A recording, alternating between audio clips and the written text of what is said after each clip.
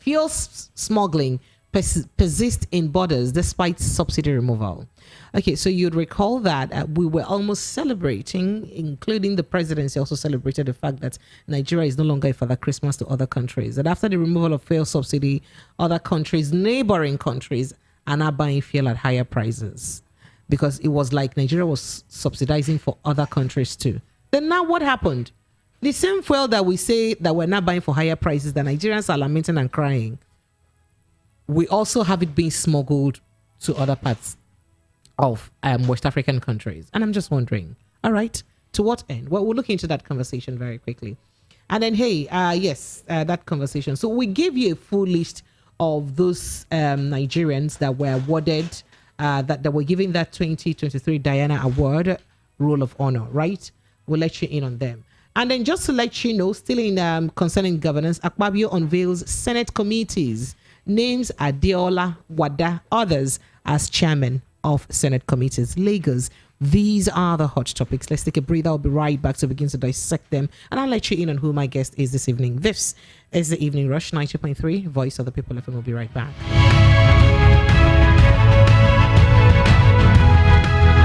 The Evening Rush with Precious, featuring sound and informed guests across various sectors to discuss matters arising on Hot Topic Party. What was the rate of inflation? And Demi, what was the exchange rate? Intense conversations. Political analysis. What is wrong with us 200 million people? We can't even give ourselves. We sometimes disagree. When we say our GDP, it's not an oil dominated. To agree. I saw that. On Hot Topic Pali, Monday to Friday, 6:15 p.m. to 9 p.m. 90.3, Voice of the People FM, Lagos. Now you have a voice.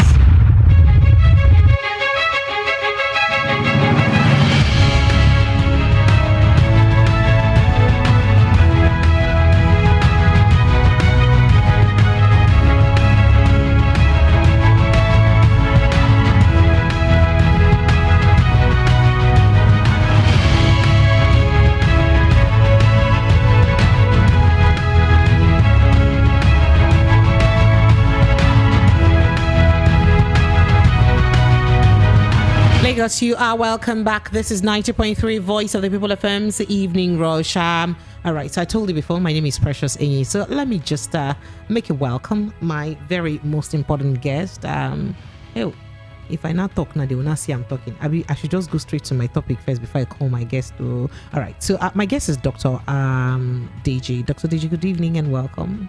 Good evening. Thanks for having me. Good morning. All right. Good evening, Lagos. Good morning, Lagos. Is okay. Okay, thank you so much. All right, so let's move to our first conversation, right? So, the national chairman of the Labour Party, that is the national chairman that is in right now. You know that Labour Party has been enmeshed with some kind of leadership issue, right? So we're not talking about Lamida Papa or any other national chairman. We're talking about more like what is now looking like the substantial national chairman, Abure, right? So, Julius Abure, yesterday, Monday, said he got an information that the All Progressives Congress was already preparing for a possible rerun of the 2023 presidential election, urging members of the party to be alert. That is, Labour Party members, make una wake up. APC members are now already preparing for a rerun of the presidential election. So Abure said this during an online meeting held with Nigerian American Coalition for Justice and Democracy, led by Professor A.D. Oparawuji, the Labour Party diaspora chairman in the United States in Abuja. That's according to the report. Now, he explained that the ruling party was aware the tide was heavily tilted against it in the ongoing legal challenge. So, the reason I smiled over that is, how are we sure that the tide is heavily against it? The case is still sub judice, right?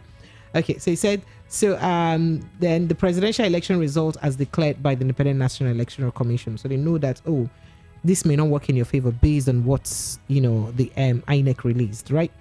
Acting National Publicity Secretary of the party, Obiora Ifo, in a statement, quoted Abure as calling on the 10 million members of the party to be on their alert and get ready to further humiliate APC and its government in the polls if the assigned plot fails to materialize.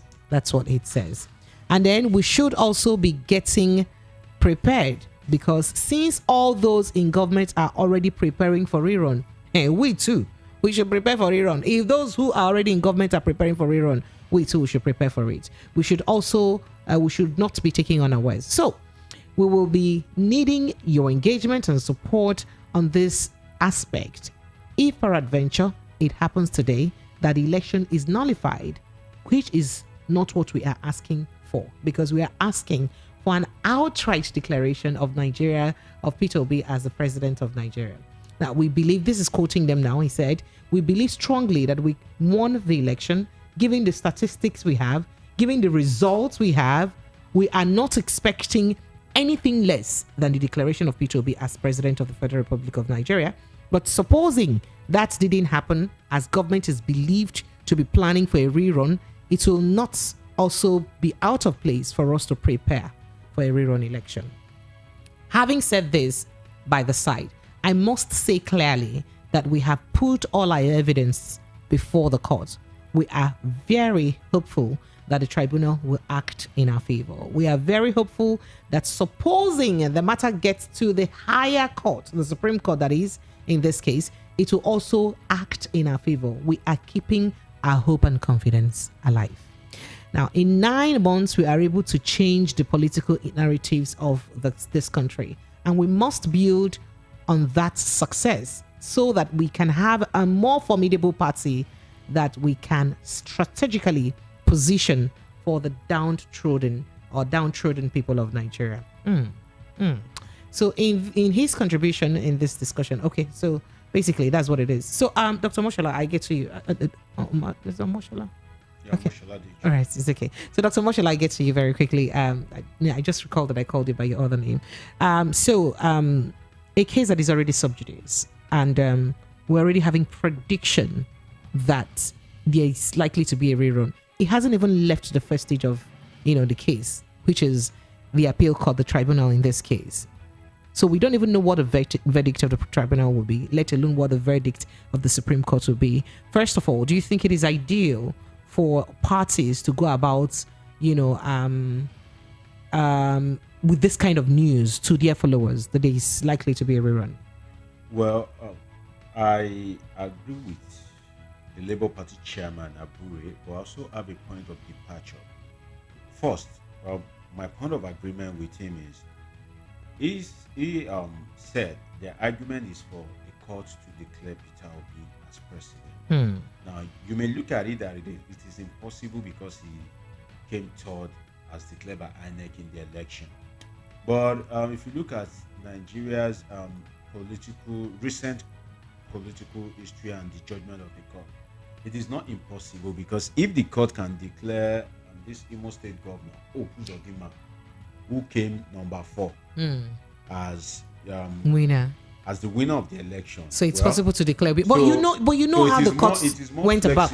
It is more flexible for the court to declare number 3 as winner if they can declare number 4. So you know that the PDP said, so the APC is saying that why would the number 3 be clamoring to be the winner of election when number 2 isn't even talking? Well, is that on the premise that you're saying? The thing is, APC itself has been a beneficiary of such declaration. So I'm basing it on judicial precedents that normally, rationally, logically, from the layman's perspective, you would think, would it be possible for somebody that is number 4 to be declared as number 1? What happens to 2 and 3? Now, following judicial precedents, if number 4 in Imo State during Uzodimma's election can be declared winner, definitely it is easier for the Supreme Court to declare 3 because 3 is closer to 1 election is not even than supposed 4. But that judgment is not even supposed to be used as a precedent anyway. Well, the thing is, it is the judgment of a court. It doesn't look like it's something the courts. No, the thing is, it remains a valid judicial precedence until there is a similar issue and the court rules otherwise. In this case, it is the Supreme Court, and the Supreme Court, the decision, whether rightly or wrongly, is final, except if the court itself overruled itself. And the Supreme Court tried to avoid that when other cases were filed, when lawyers like Afe Babalola and co were urging the Supreme Court to reverse itself on a particular case. I can't remember the case now. The Supreme Court even went as far as giving them heavy fines, I think as much as 10 million or more than that. Okay, you being a legal luminary, you should know that this kind of thing shouldn't be encouraged. It is an invitation for anarchy. But on a lighter note, this is Nigeria, you know. So whether if the Supreme Court had done this rightly or wrongly, they can also do it now because 3 is closer to 1 than 4. Now, that is my point of agreement with Abure. So, in fact, it is that judicial precedence that would have encouraged somebody like Peter Obi to have approached the court that declare me number 1. Because yes, it is such judicial instead precedence. of the number 2 to do yes, that. instead of the number, because what we usually have, though we've run mainly a 2-party democracy at the presidential level, it's always between APC and PDP. But this time around it was 3. This time around, Labour Party 4. came out strong, unexpected. Where NNPP was also strong. Well, I'll call it 4, but if I'm to reduce the number, definitely I'll call it 3. Oh, you so say to 3 me, and a it's more half. of 3 or 3 and a half. You know. So the thing is, if the Supreme Court made such a pronouncement in Imo State, that would encourage anybody that come 3rd or 4th in an election to say it is impossible. And don't forget that lawyers are incurable optimists. A lawyer will never tell you that something is not possible. He will tell you, let's try. And definitely, this is the peak period for lawyers, political cases. Oh, wow. You know, other cases are suffering at the court. Now, my Lord Justices at the Appeal Court and Supreme Court are occupied with political cases. Don't forget that the Supreme Court will still have to determine elections in all the other states across the federation where there are disputes. And the Appeal Court will also have to determine which is the final court for senatorial election. We still have to determine like tens of cases for senatorial and House of Representative election. So the court now is unnecessarily busy. But where I have a bit of departure from Abure's statement, the chairman of the Labour Party, is that what he did, I think, falls under sub judice because it is preempting the action of the court. Exactly. That's why I'm worried. You see, that's why I asked the question the way I did earlier. Yes, if the APC is planning, the APC has not come out to say we are planning. So what stops Abure from serving an internal memo, you know, from top to bottom, you know, if I can use the word of former President Buhari, top to bottom, but I'm using it in another dimension. He could have served an internal memo that, okay, now after election, mobilization usually goes on the lowest low, but he could have informed political Labour Party faithfuls, stakeholders, that keep the fire burning, keep the aggressive mobilization coming, because this may be the outcome. So you think so he just let us did be that? prepared. But for him to have come out openly to say such a Dr. thing, Deji, just less than 40 seconds. We're due for a quick break. When we come back, we'll let you land on that conversation. Lagos, let's take a quick break. We'll be right back. Hi, my name is Dr. Tunji Bakari. I've been a medical doctor for over 20 years, and sometimes I have to recommend my patients leave the country to get urgent care. But with 5G, I don't need my patients to spend enormous amounts of money to fly out. I can consult real time with experts all over the world without needing to get a visa. Even monitoring patients with heart conditions or patients that are at risk of other ailments alone at home can be done with the wearable technology 5G facilitates. Even though I'm a doctor, I keep having to convince my patients this is real, not magic. Bridge the gap with MTN 5G. It offers hyper-fast internet speeds, seamless buffering, and applications that can only be possible via its quality data capabilities. No be juju, not MTN 5G. Now available on iPhone. MTN, what are we doing today?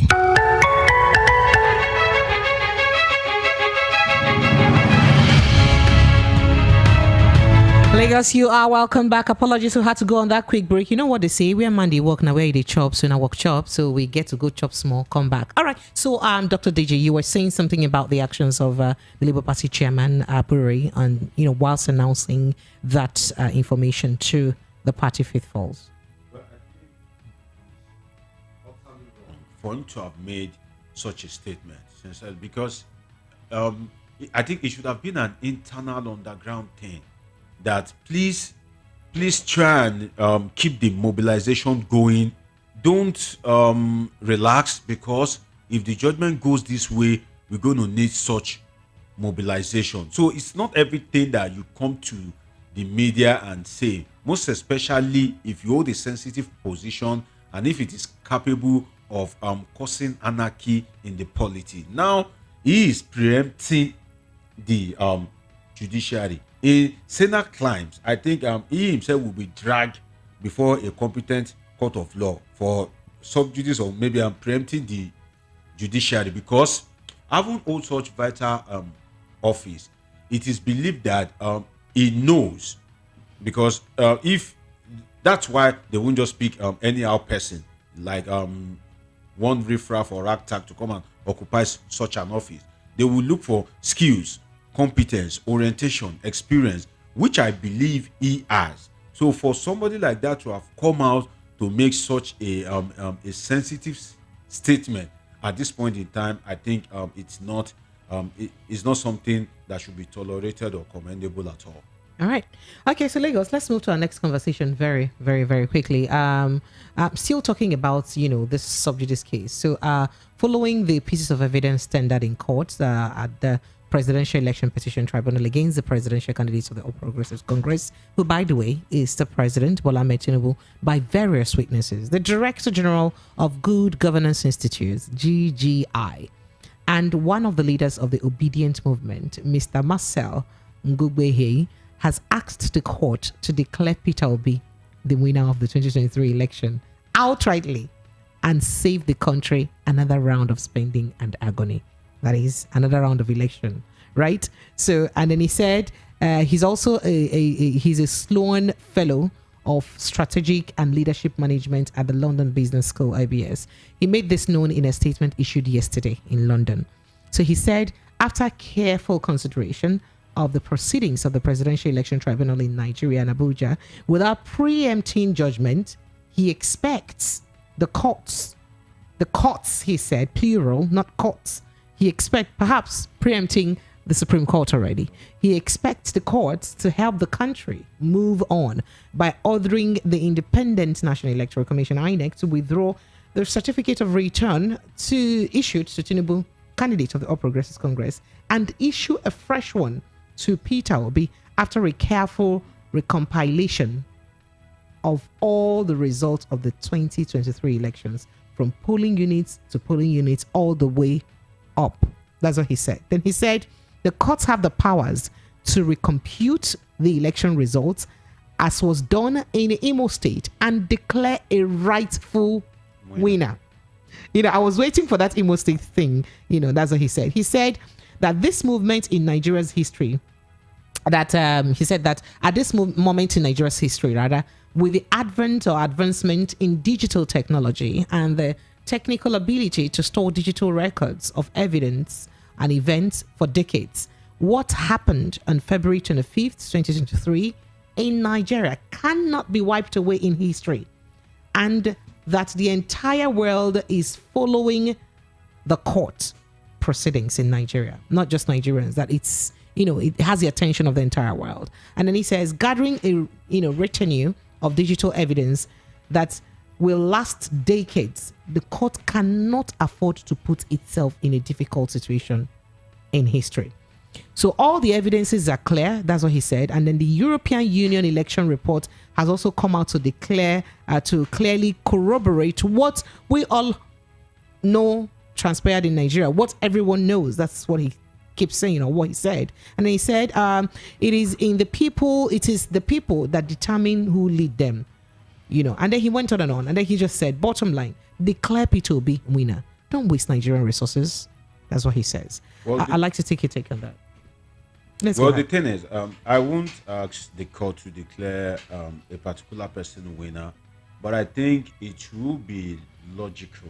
It will save Nigeria money, bloodshed, and other social crises. Another round of wahala again. That do comes with the election, because it's not easy. It costs a lot to mobilize and order to kind of like We do a spent over rerun. 300 Yes. So if billion naira in if this you election. declare a rerun for an economy that is already bankrupt, that is a lot. Because if you go by Nigeria's current minimum wage, 30,000 naira, the 300 billion is going to pay like the salary of so many people in the country. So I think that the judiciary, if in my own opinion, should not order a rerun so that we save ourselves the stress. Since an election has been conducted, if evidences of infraction were laid bare, the judiciary can do the right thing and the remaining result declare a rightful winner. And another reason why I think the judiciary shouldn't order a rerun is because naturally, if you order a rerun, the way Nigeria is structured, the man that has already been sworn in is highly favored to win the election again because he has appointed the IG, which is automatically loyal to him whether anybody likes it or not. It's not an hidden thing that it is his former CS or something like that, you know. So he has already appointed custom boss, head of the military, and all these agencies, and he will keep appointing.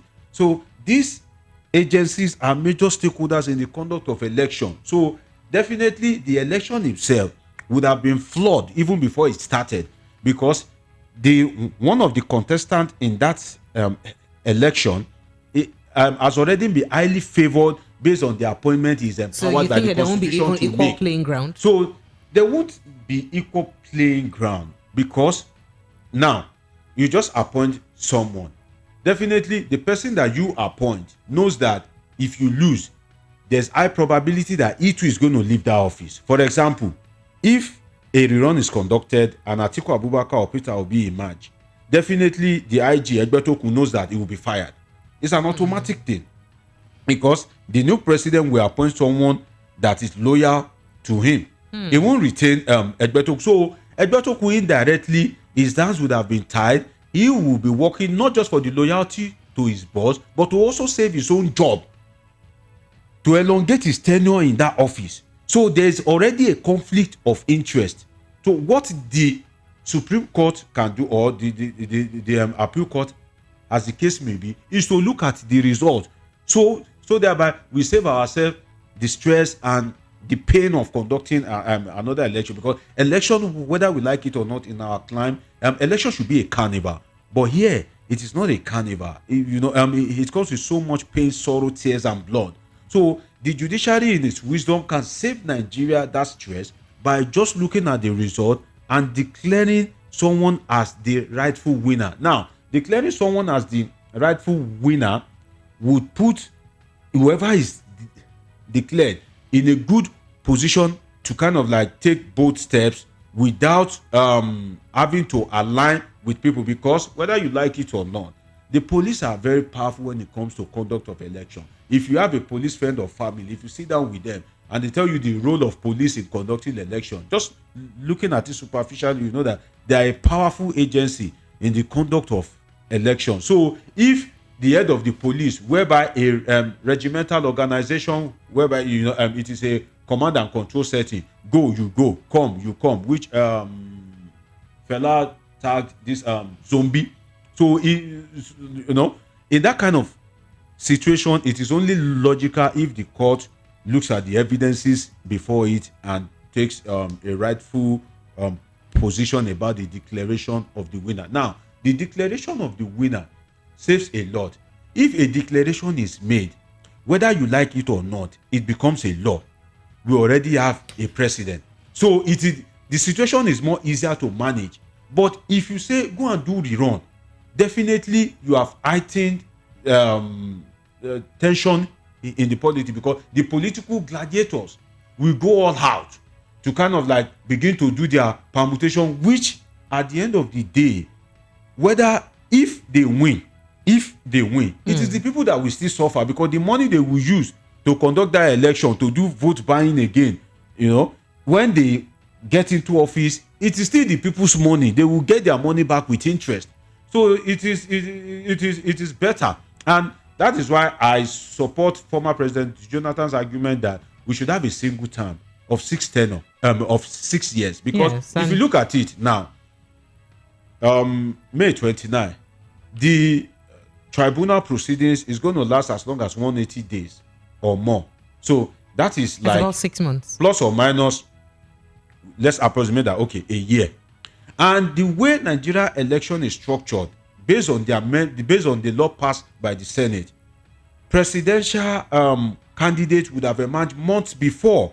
Tinubu has more months, Atiku has more months, Peter Obi has more months to campaign than other previous presidential elections. So the candidates are bound to emerge early. What that translates in is that a year before the election, political activities would have kick-started. Political permutation would have been at its peak. Which So was typical. technically, the president and governors just have 2 years to run their government. 1 year, half of it, they will use it to do the lawsuits and all that. The other half, in that 1 year, they will now use it to settle down, because each government sees itself as an interim when they have a case in court. If you ask Tinubu now, if you ask his wife, the first lady Remi, in the heart of their heart, they are not sitting comfortably on that seat, because when their lawyers brief them sometimes, when they are like in their bedroom or parlor, and they give them like frank close briefing, they will tell them the merit and demerit of the case. That Oga President, you know, this thing, not like this, not like this, you know, they will give them adequate briefs. So when and the people that go to court, they are going there to make an argument. They are not fools. They have seen something that they are going to canvass at the court, that, sorry, my Lord Justice, based on so judicial precedents, based on so evidence placed before you, make this pronouncement. All right, so Dr. Omoshola, 2 things caught my attention in this, the 2 stories that we've carried today. First of all, that of Aburi saying that there may be a rerun, and the reason he said that is because of the overwhelming evidences that the Labour Party have presented in court, or that they have, right? And then Dr. Marcel too, all the way from the UK, also said same thing, that there is an overwhelming evidence that people across the world can already see that. And then they also did mention the fact that, as a matter of fact, even the EU corroborated some of those evidences, which, by the way, its report is part of the evidences that some of the parties have tendered in court, right? So I go back to that question that John asked you last week, Friday. What would happen if, with all of these evidences, and court says, you know what, maintain status quo, you people are just arguing wrongly, the winner of the election remains the winner of the election?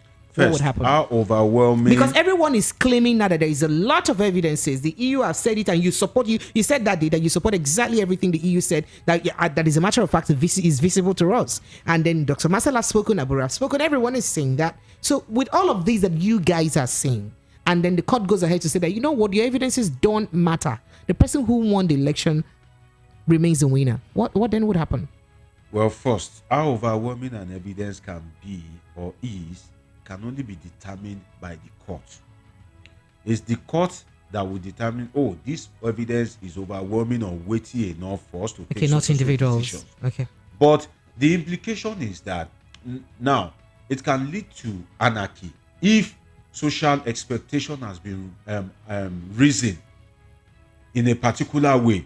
And that is why Abure's statement, he should desist from making such statement, because you are trying to kind of like mold the mind of the people towards a particular direction. So if the people, if their mindset is already molded towards that direction, what happens?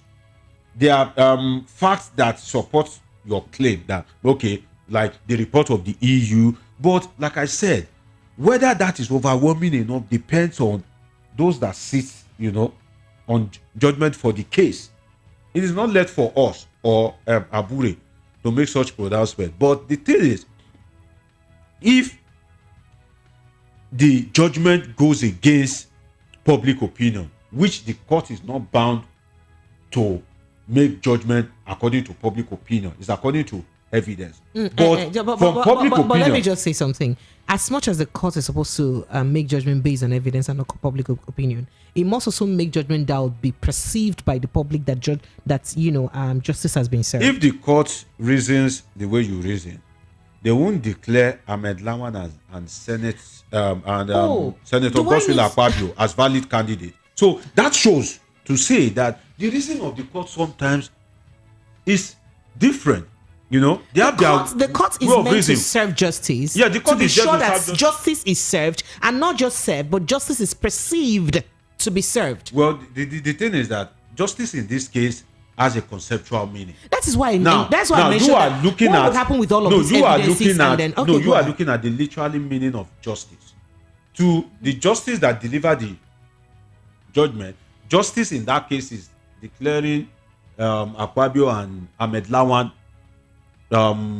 the senatorial candidate of their respective constituencies. So that shows that sometimes the mind of the people, for example, if there is an electoral infraction that is visibly clear to the people, if you the candidate that is arguing that you should be declared, if you are so unfortunate to go and hire a lawyer that is not so sound, the judge and not Father Christmas, you must hire a competent lawyer that can place the argument, a watertight argument that can make that can leave the judge with no option. So if you look at it again, those that argue for Lawan and so on, and if you look at the legal counsel of the APC, Wole Olanipekun, SAN, Wole Olanipekun, if you follow his legal trajectory, is one person that he hardly lose all this political case.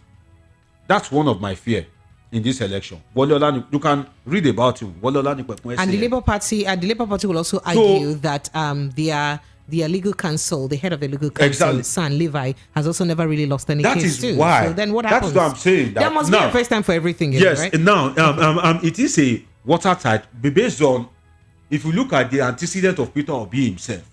Peter Obi is one of the politicians that restructure Nigeria's political calendar in all these states that we have off-cycle election.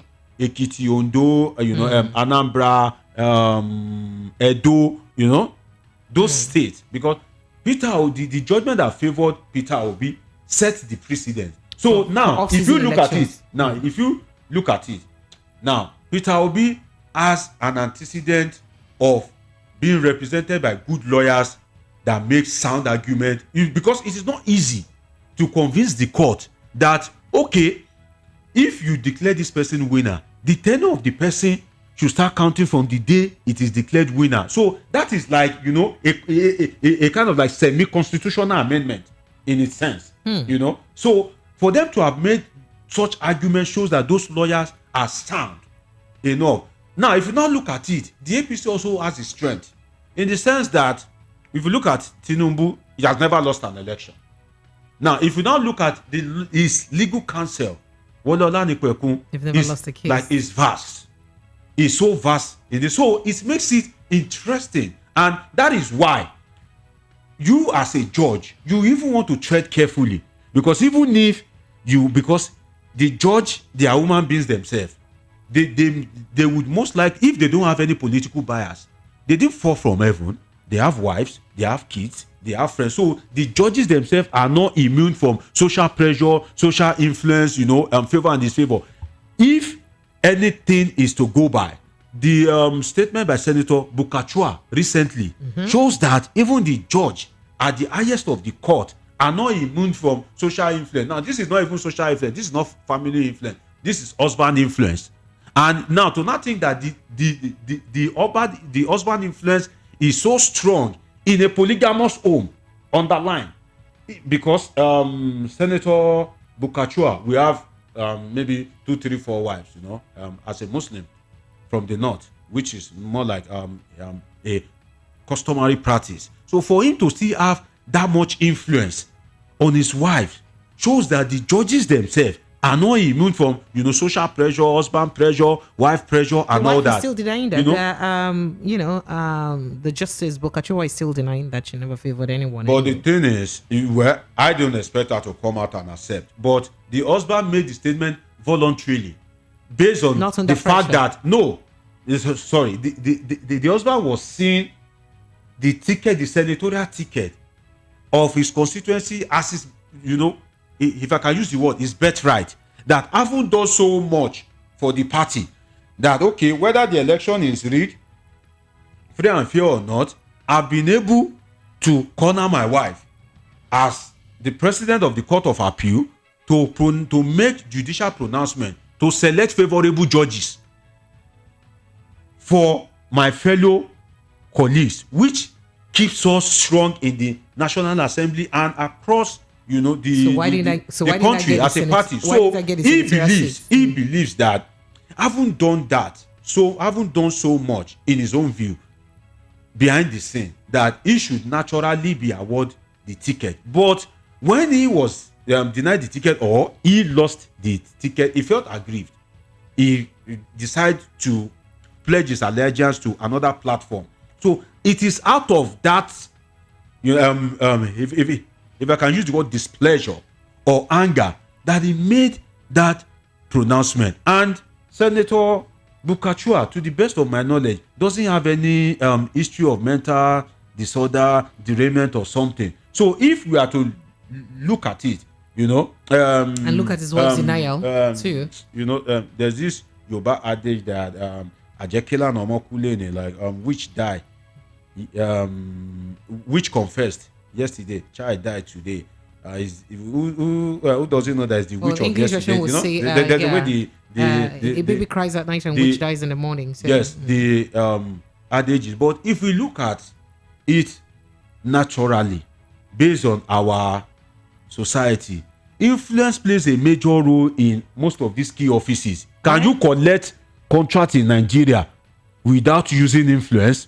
Look at the, so your people in the Niger Delta, the Ogoni cleanup. Sorry, you have to call them my people. Yes, okay. The Ogoni cleanup. While conducting a research on the oil conflict and environmental degradation in the Niger Delta, I realized that the companies that were even awarded the contract has nothing to do with environmental degradation. Some were set up for palm oil production, car sales. So how would they know how to clean up anyway? So what they do is they collect the contract and they now go and give it to look for a company that knows how to do the job. Give it to another company at a lesser price. So they would have removed the profit. So you just see the company on site struggling because they would have removed all the gains and just award it to the company. So what can you get in Nigeria without influence, in the true sense of it? So Nigeria is a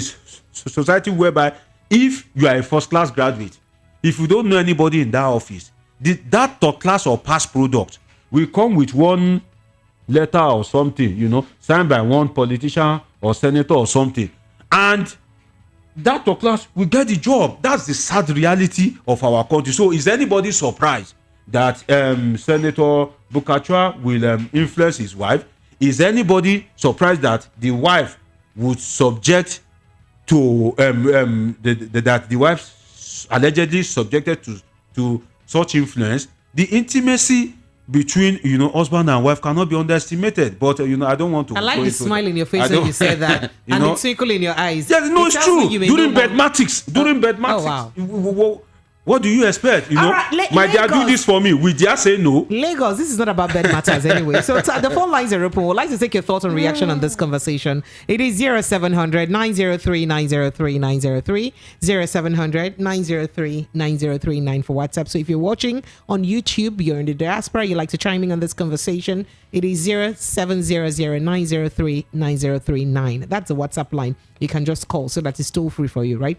0700 903 9039. But for those that are in Nigeria and you want to call us direct, call is 0700 903 903 903. I have quite a couple of messages and chats from the YouTube chat session. Lawrence Honora says, can one be in court to court when everything is done in a proper way? And Joe Oyiboka says, Obi is the right winner. He should be declared winner. Chinagorum Destiny says, Rerun is not the best option. If the judiciary is not ready to make the right judgment, let them tell us one time. Make we for no. And then they say, let them tell us on time. What Nigerian judiciary cannot do does not exist. Anything is possible. If someone who was 4th position can become a governor in Imo State, your guess is as good as mine. Abagunde Victor says, judiciary must do the needful. Peter Obi must be declared the winner. No waste of resources this time around. My phone lines are buzzing. Let's quickly take a few calls before we go to our next break. Hello, good evening to you. Hello, good evening. Yes, good evening. Welcome. What's your name? Where are you calling from?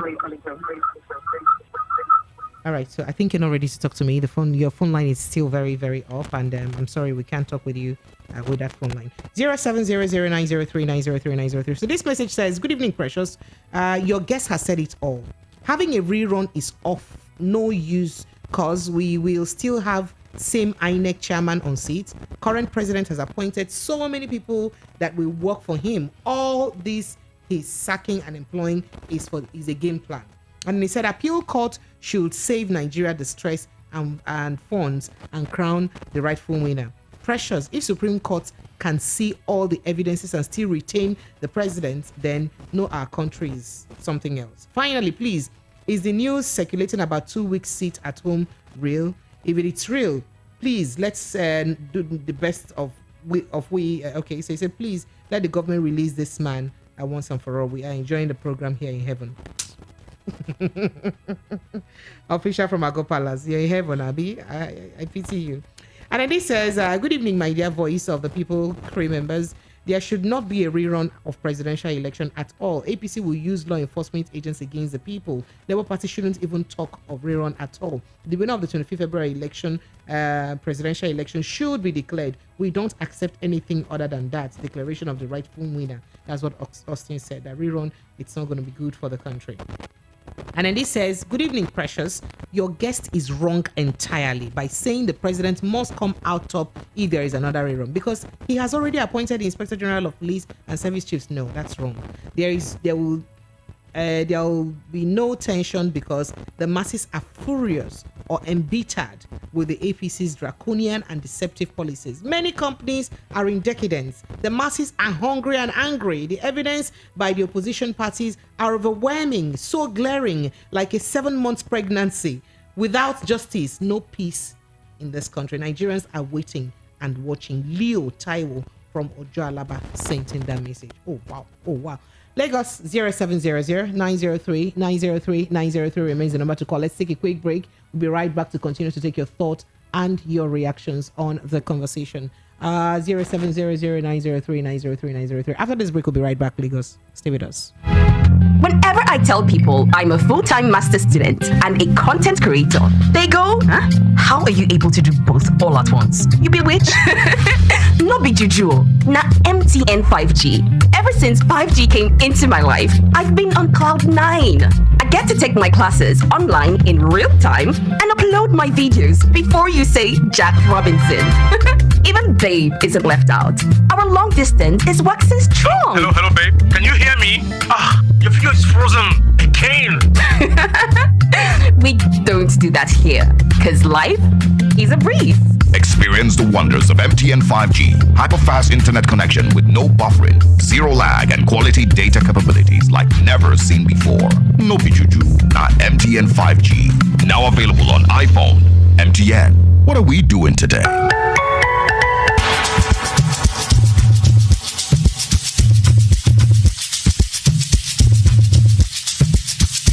Are you aware that Iruka Online Limited installed and designed a 100,000 capacity church building? Oh yeah, we are the sole distributors of global leading brands all over the world, such as Wafday Line Array, speakers and digital amplifiers, Preseno's digital mixers and studio equipment, Coswell workstations and keyboards, Fender Greeters, Mapex drums, Ashdown bass combos, just to mention but a few.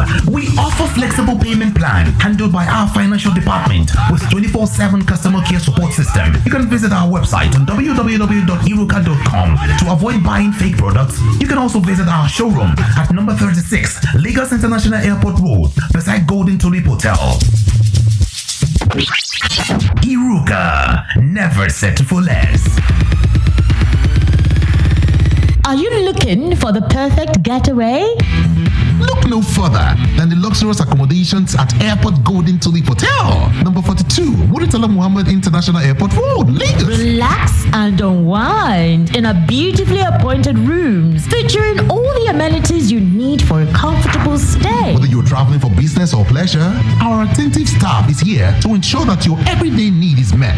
We also offer complimentary pick-up and drop-off from the Lagos Airport. Take advantage of our state-of-the-art fitness center, outdoor pool, and enjoy a delicious meal at our on-site restaurant. With stunning views, world-class service, and a prime location, Airport Golden Tulip Hotel is the perfect choice for your next vacation or business trip. So, why wait? Book your stay today and experience ultimate in comfort and luxury at Airport Golden Tulip Hotel. For bookings and reservations, please call 0815-8003-333 or 0815-7003-333. You can visit our website at airportgoldentuliphotel.com. Airport Golden Tulip Hotel, where luxury meets comfort.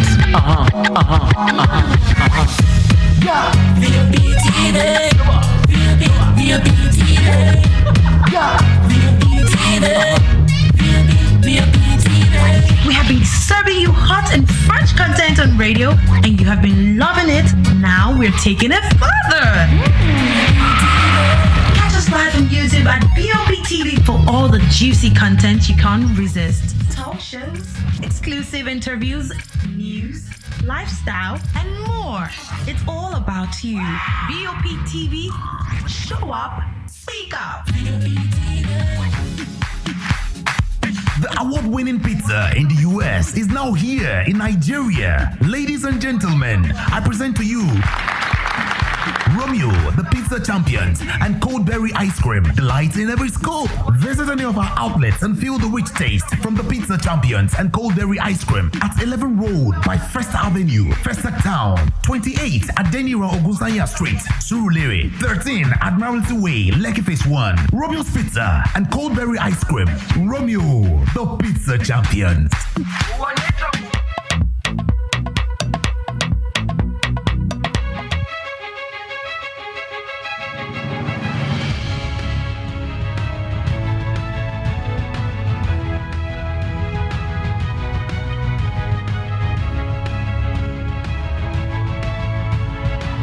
Lagos, you are welcome back. This is still the Evening Rush, 90.3 Voice of the People FM. Before we went on break, we were already taking your calls and reactions concerning the conversation of the moment, which is about Abure's statement about APC already making plan for a rerun, and also appealing for the PDP members, for the APC, Labour Party members, I beg your pardon. So you know what? You guys also get ready, because we can't afford to be taking unawares, right? And we're saying the tribunal hasn't even passed its verdict. Isn't this sub judice? Is it even right for us to be preempting the court and suggesting that there may be a rerun of the election, right? And we've had Dr. Moshola react to that. And then we also did tell you about what someone else said about declaring P2B a winner and not wasting Nigeria's resources by trying to conduct another election or even going for a rerun because it's wasteful. Just declare P2B winner. And one would say,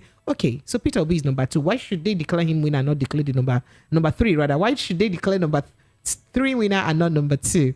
But the Dr. Moshola had pointed out the Imo State, judgment with that favored, by the way, the APC, which brought Hope Uzodinma, to as a governor. We're taking your thoughts and reactions, but just before we continue, Akwabi has released names of some principal executives of committees. I don't want to go through that list, but are you surprised in any way? I'm sure you've seen the list.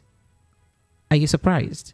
Well, I'm not surprised, because Akpabio would follow the precedents in our political climate, whereby his loyalists will get appointed into as chairman of juicy committees. That the word Because The you know word that's juicy. the politics in Senate. That's the Yes, politics the word in juicy, the House. is the has found its way into Nigeria's political lexicon. Oh, wow. Because juicy means that favorable ministries, parastatals, agencies of government, you even see senators lobbying, before Akpabio emerged president. That may even be his point of bargain with some political stakeholders that, okay, if I support you, I can vouch for maybe 15 senators in my clique. So if we support you, will you give us the chairman of so and so committees? So the thing is, it will be political, it will be based on patronage, it will be reward for. So you know the interesting thing, most of them are actually already principal officers of the Senate. Comprising of him, Akpabio himself, who's the Senate president, Barau Jibrin, Jibrin, Okweyemi Bamidele, Aline Dume, Dave Umahi, who's a newbie anyway, but then of course you can't underestimate his sacrifices for the party. Lola Ashiru, and you also have Simon Wadikun, and Oyewumi Olalere, Darlington Mukocha, and Rufai Hanga. Quite a couple of them. But like I did ask before, are you surprised to see? Well, the thing is, I am not surprised, because Nigerian politicians, when it comes to this kind of thing, they are highly predictable. That's the truth.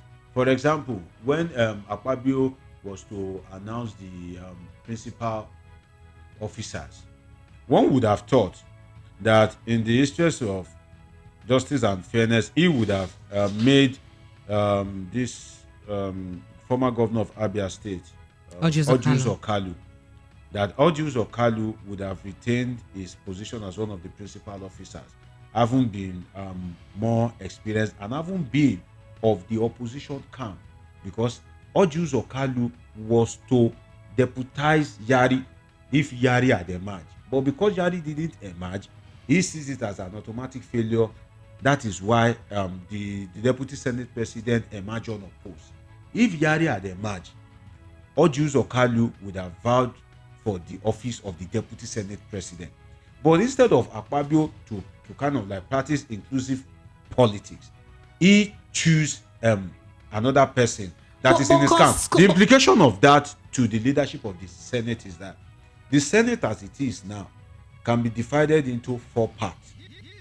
Now, those in support of Akpabio that are APC members, those against Akpabio that are APC members, the Yari camp, those in support of Akpabio that are PDP members, the Wike camp, those against Akpabio in the PDP, the Atiku camp.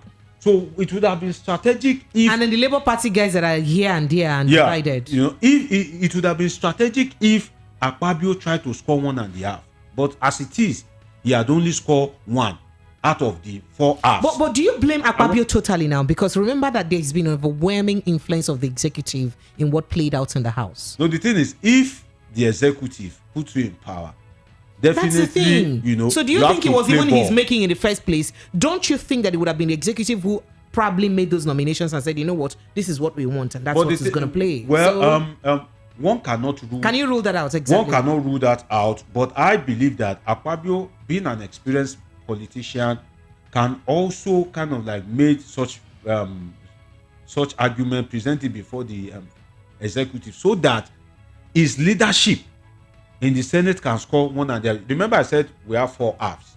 As it is now, Akpabio's leadership in the Senate is supported by 2 halves. He could have made it 3 halves, and I will explain that. Now he has the support of the those supporting him in the APC.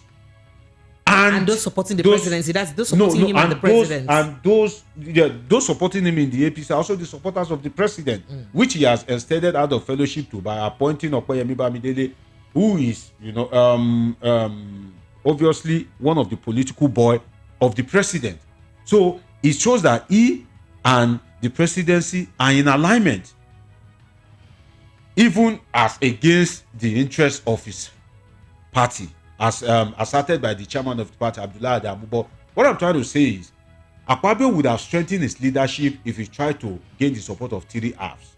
Now he has the support of people supporting him in the APC and people supporting him in the PDP, the Wike camp. He could have scored an extra half by at least trying to bring in the Yari camp by appointing somebody like Odius Okalu, who happens to come from that camp. And that is why recently that some senators were trying to revolt against him and saying that they will move a motion of the impeachment or dethronement against him.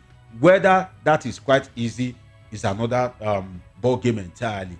But he could have done better to have secured his leadership in the Senate, because who knows where the tide of the presidential pronouncement, the judicial pronouncement may swing.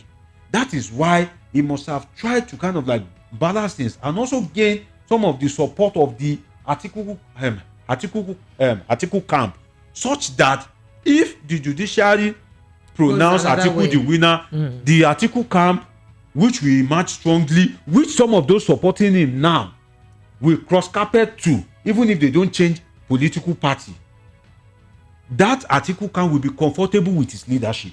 If they pronounce Peter Obi, he should have structured the Senate in such a way that any pronouncement that the judiciary makes is still in a favorable position. But the way Akpabio has conducted himself so far in terms of appointment of the leadership of the Senate and the chairman of committees, he puts himself at risk if the judiciary makes a pronouncement against the president. If another person is pronounced, he will face a tough time. And if he is fear now, definitely at that time, those that have the new political gladiators that would emerge if a judicial pronouncement is made against the president will be fair to him. But now, as he's going, if another political class emerge in Aso Rock, their first assignment will be to eject him. All right, Lagos, our phone lines are still open. Let's quickly take your thoughts and reactions on all of these conversations, right? Remember, okay, so the last conversation we ought to have taken, as one of our conversations, but we'll rather keep it for a step-down conversation so that we'll have enough time to take your thoughts and reactions. And that has to do with the Diana Awards thingy and whether or not Peter B mentioned all the names and not mentioning of the names. This is not politics, so that's why we're going to leave it for a step down conversation. Phone lines are open. Lagos 0700 903 903 903. 20 minutes to 8 o'clock. That's time right here in our studio. 0700 903 9039. Hello, good evening to you. Hello. All right. So you call me, help me turn off totally the volume of your radio set so that we can hear you, please. All right. Hello. Good evening. Hello. Good evening. Yes. Good evening. Thank you for joining us. Welcome. What's your name? Where are you calling from? My name is Kemos. I'm calling from Ikosi. Kemos? My name is Frank. I'm calling from Ikosi. Okay, Frank, you're welcome. Very quickly, let's hear you. Go ahead. For me, judiciary, for Supreme Court to ask for the election, that would be more difficult for Nigeria. Spending so much amount of money for asking for the election. Okay, if they ask for a rerun. Yeah, for rerun of election now is very wrong because the money was spent for the election is too much. There's no African side that has spent such amount of money in the election. So the main thing now we are looking for the Supreme Court to declare the rightful winner, the winner of the election. Yes. So we are not asking for re-election. Thank you. Thank you. Thank you so much. Appreciate you. And let me go to YouTube where I have quite a number of reactions. By the way, you guys watching on YouTube can call the WhatsApp line 0700 903 9039. That's a WhatsApp number. Save it and call us with it, right? Udoka says Peter B is a winner. Ene Edet says declare the rightful winner and stop wasting public fund. Nonso Odimoku says rerun with Tinubu sitting as the president. That's a joke. All right. And then they said Udo Elisa Franklin says Precious, my own take on this is if it is true that they want to do rerun, APC and Tinubu must not be in equation on that rerun because it's high time Nigerians will rise up and say no to this. Why would they say no? to APC. NID then says it was a misplacement of justice. Peter was not supposed to be number 3 at all. Even APC and PDP know that he was not supposed to be number 3. And then Obi2B says Akpabio is Tinubu anointed candidate, and everyone knows that, right? Let me go to my WhatsApp messages because I have quite a number of messages on WhatsApp. Let's see. All right. Good evening, Precious. I see you. Thank you so much, and I appreciate you. Good evening, Precious. Precious baby. All right now. The judge should fear God and announce the actual winner, voted by the masses. Precious, what kind of country is this? They said Tompolo guys arrested ship loaded with crude oil, and in the end, they said they set it ablaze. Just same thing they did last time. What kind of evil country is this? All right. Gosh, Emperor sent in that message. Emperor, I just didn't want to talk about that story because I don't see how that benefits us anyway. So that's why I just skipped it. All right. Let me go back to the phone lines. Hello, good evening to you. Hello. Hello, good evening. Yes, good evening and welcome. Thank you. Welcome. I'm Fumilayo. Fumi, you're welcome. Fumi, where are you calling from? Thank you. I'm calling from Aguda. From where? Please. From Aguda. Aguda. All right, go ahead. Let's hear you. Yes. Me, I don't support Rerun because some people, they come from far away to where they have a voter card before. So this situation now, who has money to eat? How much more to transport? So I don't see reason. And another thing is that this person that we are talking about, his way. He will use talk. He will use talk. Anybody that's at Aguda, he will know what I'm saying. I know what I'm saying. Thank you. Fumi, I appreciate you. Thank you for calling. All right. So Fumi said she's not a supporter of Rerun. All right. Good evening. Why some voiceless ethnic group always express wrong and unmeaningful things in this country as if they have voice? Caller from mainland sending that message. All right. Hello. Good evening. Okay. Let me just take this call. Good evening. Yes. Good evening. You're welcome. Good evening. Yes, you're welcome. Yeah. Good evening. This is Mr. Patrick calling from Votes. Patrick, you're welcome. Go ahead. Let's hear you. Yeah. You see, rolling an election again is just wickedness in the highest order. We can't be wasting our money, and people are suffering. People don't have money to eat now. And I still want to run an election that people witness everything. Even the European Union confirmed that this election was totally rigged. What are we talking about? P2B is not the second. Let the protocol bring their results and let us see what is going to happen. We get deny P2B everything, and everything is there. The record is there. What are we talking about? How can we continue wasting our money for nothing? Thank you very much. Thank you. I appreciate you. Dr. Moshola, you wanted to say something? Well, the thing is, the judiciary may be forced to declare a rerun on certain grounds. Okay. And I just want to clarify that. Now, if the judiciary feels there is substantial non-compliance across the country, what do you mean by non-compliance? Now, substantial non-compliance is if the election is not conducted in guidance with the electoral. For example, if the judiciary so feels that not uploading the result via IRF is substantial non-compliance, that happens across the country.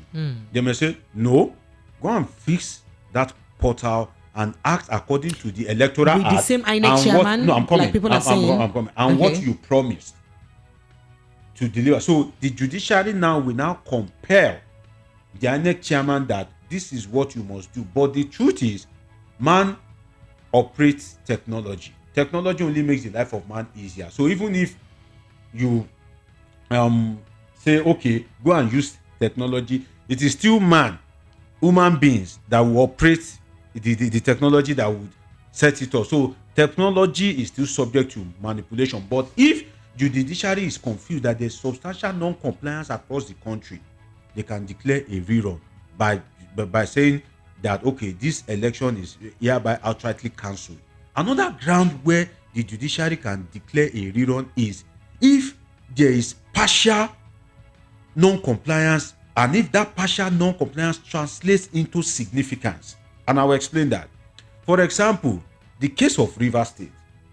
it is glaring that okay, there is some form of manipulation in Rivers State. Based on the So different if- reports, about yes, two different yes, papers, yes. including So the if- BBC have, taken a dig into that exactly. election. So if the judiciary now looks at the result and states where such infractions occur, if the PDP and Labour Party were able to convince the judiciary that such happens across the country, the judiciary is bound to sit down and now appoint them and turn into mathematician to look at what is the number of registered voters in these places where electoral malpractice occurred. If the total number of registered voters in those constituencies are more than the results that are valid, for example, if at the end of the day the judiciary says that okay, 5 million votes are valid, if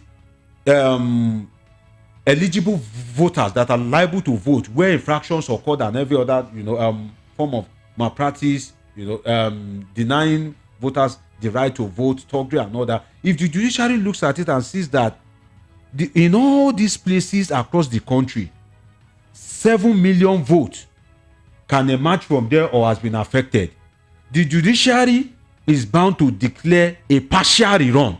In other words, the results in places whereby there are no conflict and there's no dispute remains valid, but the judiciary will now say go to so constituencies where there are infractions. So far, some of these parties are contesting 28 states. Yes, where we believe that okay, well, they are contesting 28 states, but the judiciary will not grant them the 28 states because APC have to come up with its own argument.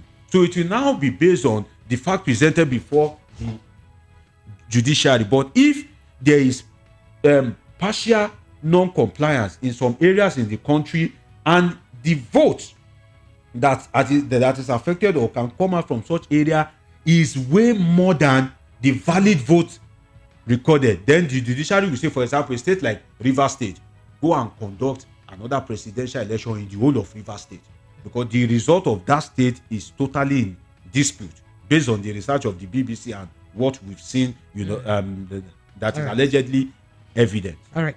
Okay. Hello. Good evening to you. Hello.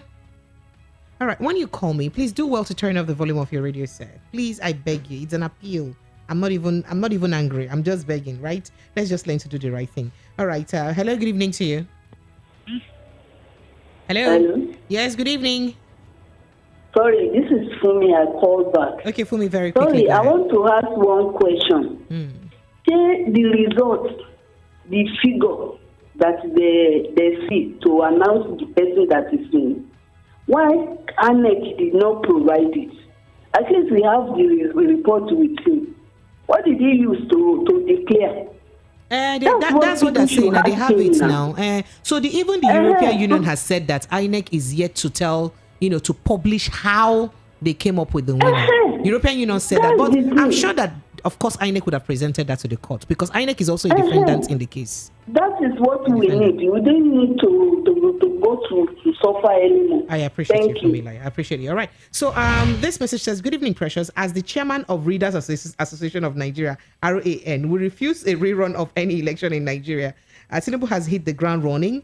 Okay. And the court should stop him now because he's running to it. Casey from heaven sent it. Casey, calm down now. Casey, you and this your messages. You just confuse my brain. And Michael from Aswani says, Precious, the president, Precious Tinubu, good evening. Well done.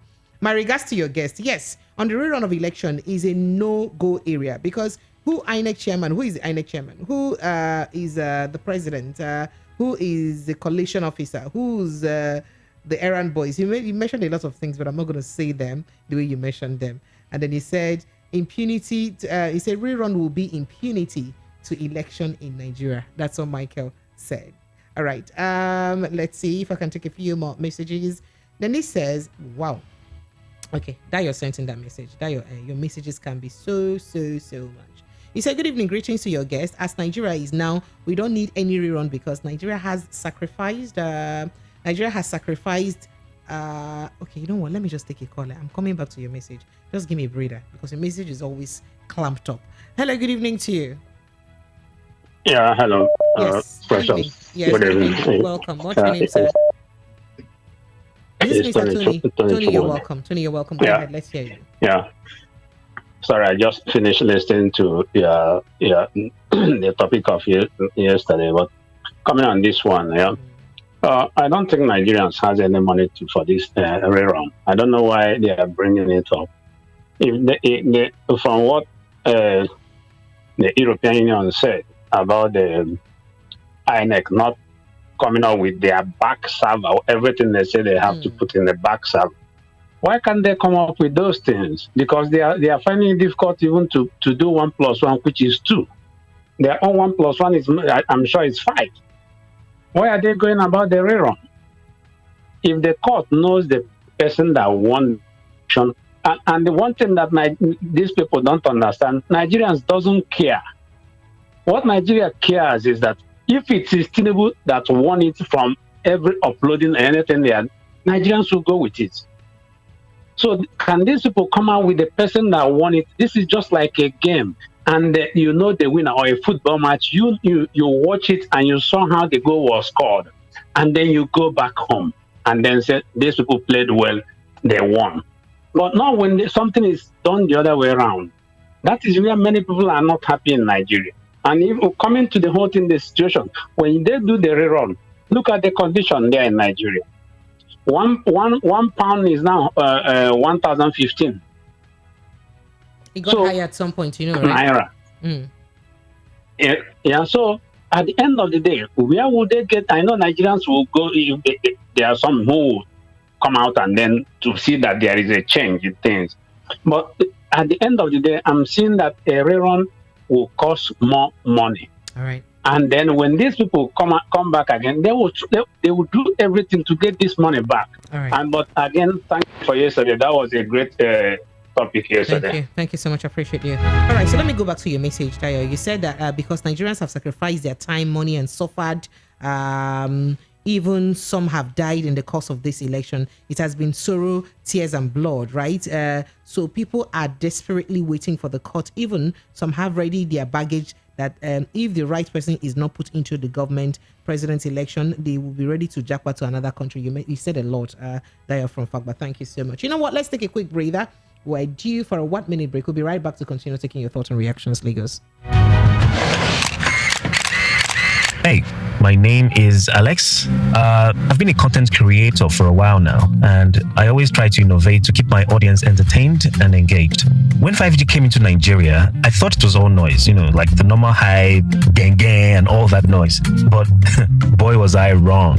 Because I've hosted virtual concerts, partied with my followers in the metaverse, created skits with creators in other countries without ever having to leave my room.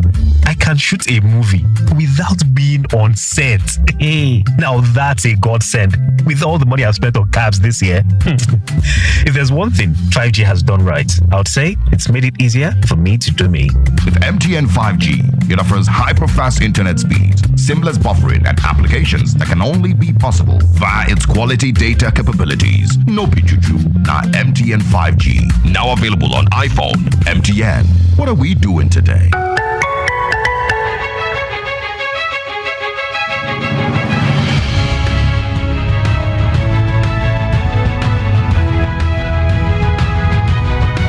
Lagos, you are welcome back. 90.3 Voice of the People FM. We're still taking your thoughts and reactions, by the way, on the conversation on ground.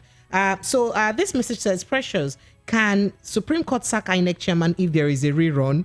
Like, do they have the power? Because if it's same INEC, if it's the same INEC chairman, forget the rerun. That's what you said. But let's go jump on this call. Hello, good evening to you. Oh, please help me turn off the volume of your radio set. Hello, is it off? Hello, Precious, can you hear me? Yes, I can hear you. Welcome. Yeah, good evening. My name is Benjamin. Benjamin, where are you calling from, Ben?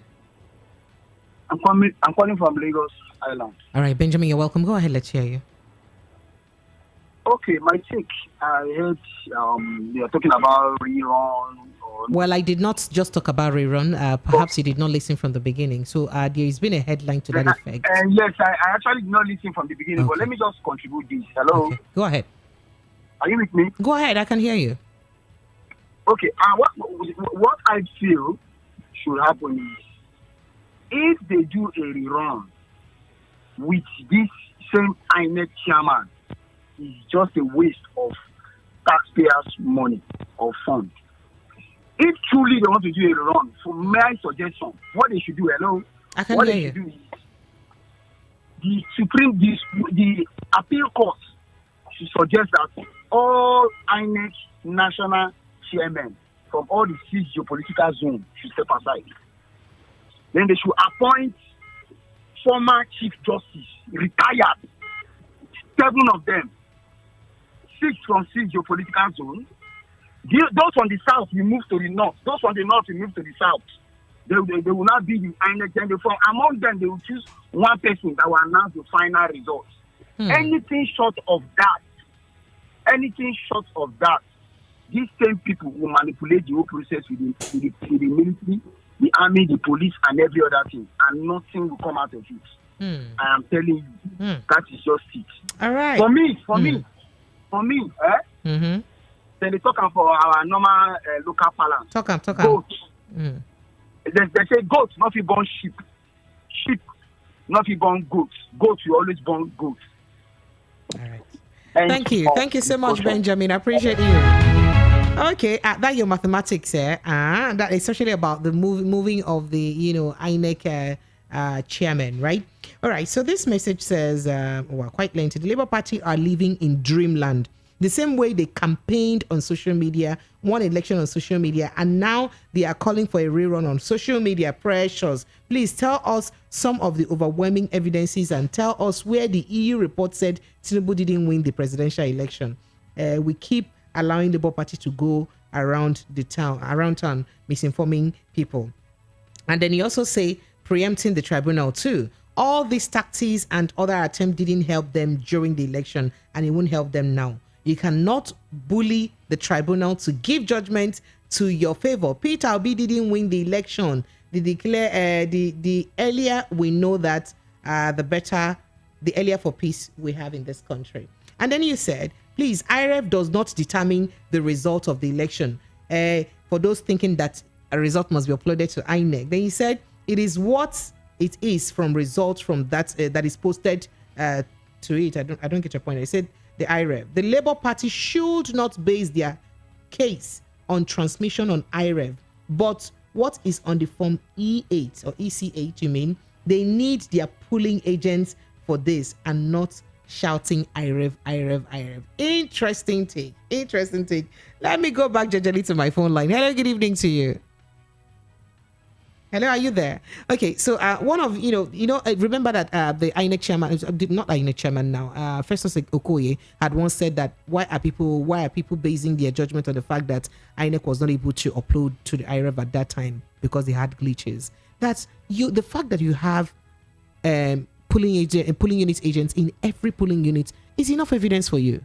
Then some of these polling unit agents we know came out to talk about, suppression, the fact that, they were meant to sign under duress, a lot of things. So do you think that considering all of that with what this last message read, that is still very evidential or good or fair that, we forget about, Nigeria should just forget about whether INEC was able to upload to IREF or not and just move ahead and base their judgments from whatever it is that they have on their Form EC8? Difficult for you to collate the Form EC8A because malpractice occurs in different form, in the sense that if the Form EC8A were manipulated, as the case of Rivers State, can we really use that? Then which result will we hold on to?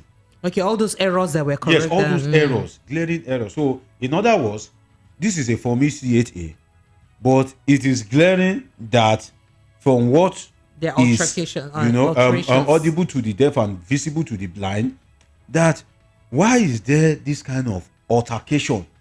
Because on a on a result sheet. You have counted it before everybody.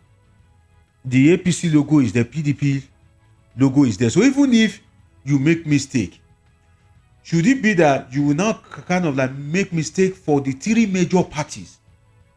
In the sense that you see a former CAT, for example, in Rivers State, the vote for Labour Party was changed, marked multiple times, and that of APC and PDP. So even if there is a mistake, you could have only changed maybe that of APC, PDP, or Labour Party, not the three.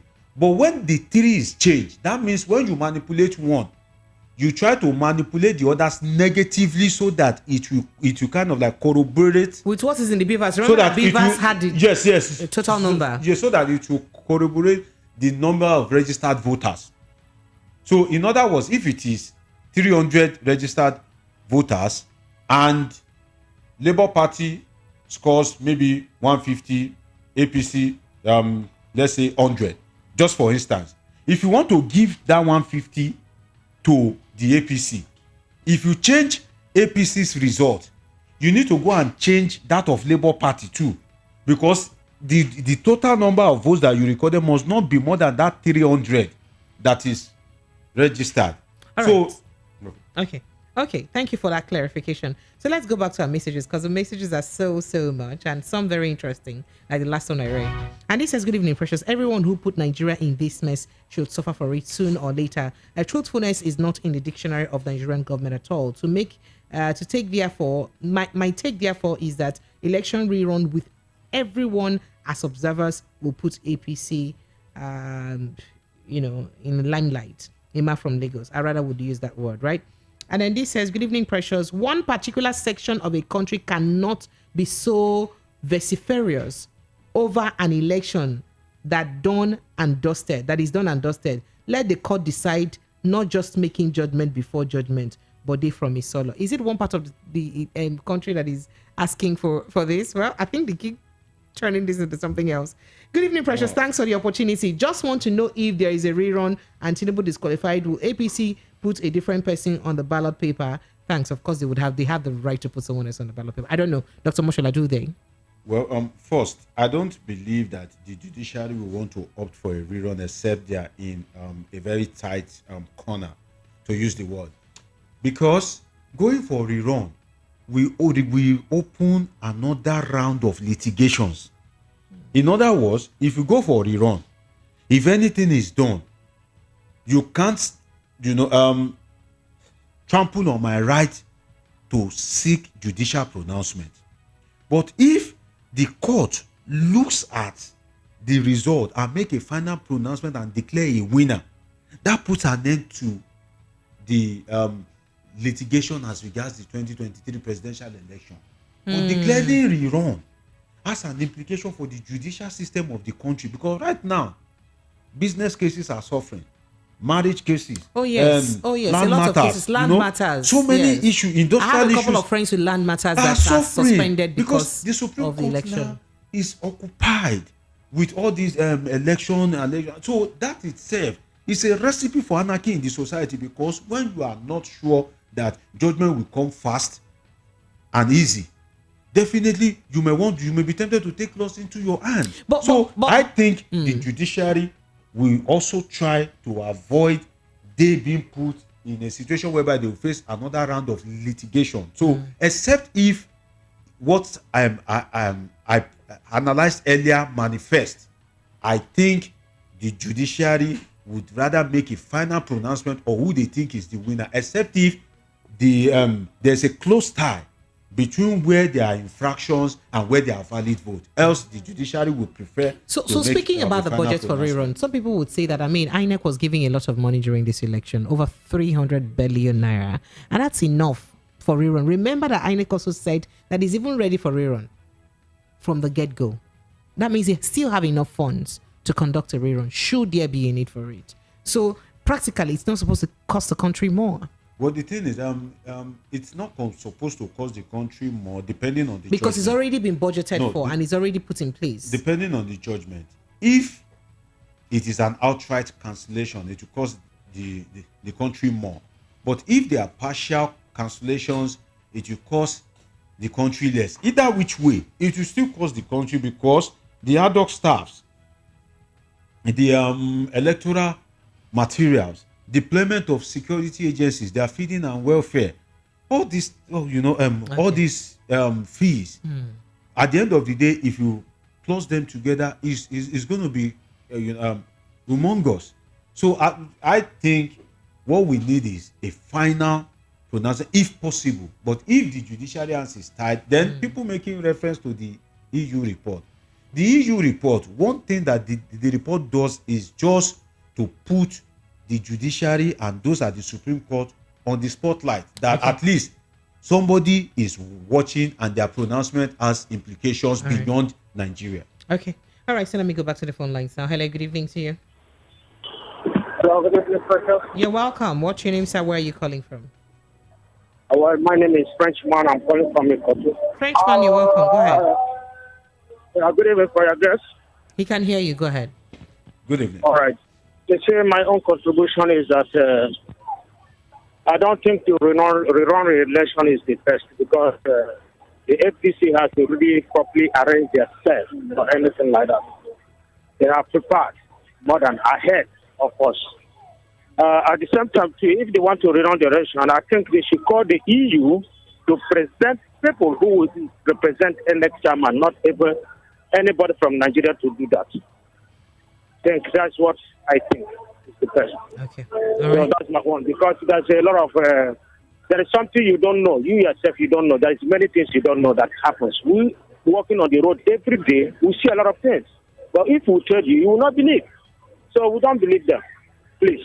Thank you. All right. Thank you. All right. This message says, what will happen if the PEPT, that is Presidential Election Petition Tribunal, order a rerun of the election with the following? Will the election be conducted by the INEC chairman Mahmoud Yakubu? Will the appointed service chiefs by Tinubu be in control of the security of electorate? I just think the PEPT should check the facts available before and declare whoever won the election. More support from Agodasuru sent in that message. And of course, he already answers itself because, yeah. And then this says, good evening, precious comrade Peterson, please do the right thing by declaring Obi the winner. All right. And then this says, I do not support a rerun. Let the judicial do the needful by obeying the EU report. Uzorechi from Isheri. The EU just made the observation. No, they are not telling Nigeria what to do. Nigeria is a sovereign state and the EU cannot tell us what to do.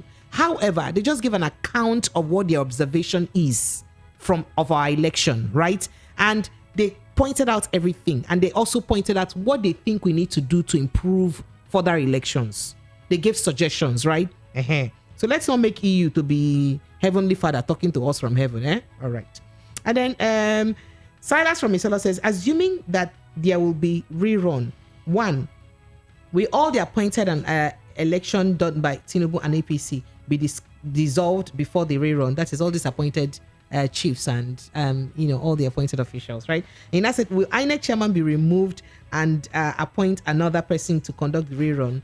3, will Tinubu leave the office before the rerun? I'd like to get your answer, yes or no, to all of these questions. Okay, the first question. The first question is, will the appointed appointments and election selections done by the president still hold? That is the appointment of service chiefs and heads of parastatal still hold. If I can add the statement, because as at the time he appointed them, he has full presidential powers. So it still holds. All right. Then second, will INEC chairman be removed and another person appointed to handle the election?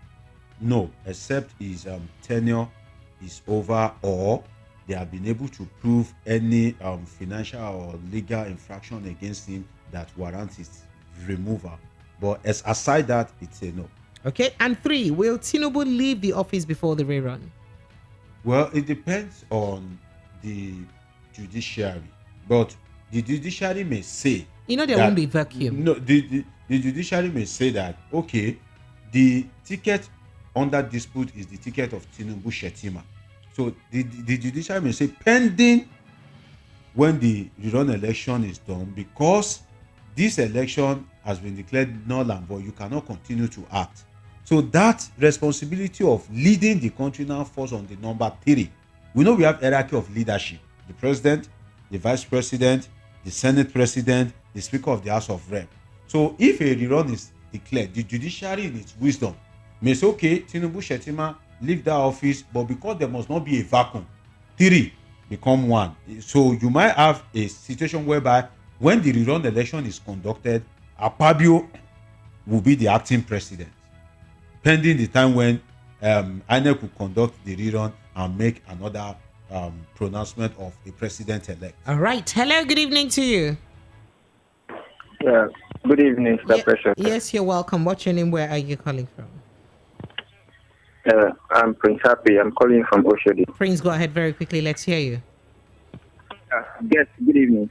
Good evening. I just want to say that the aspect of rerun is not an option for me.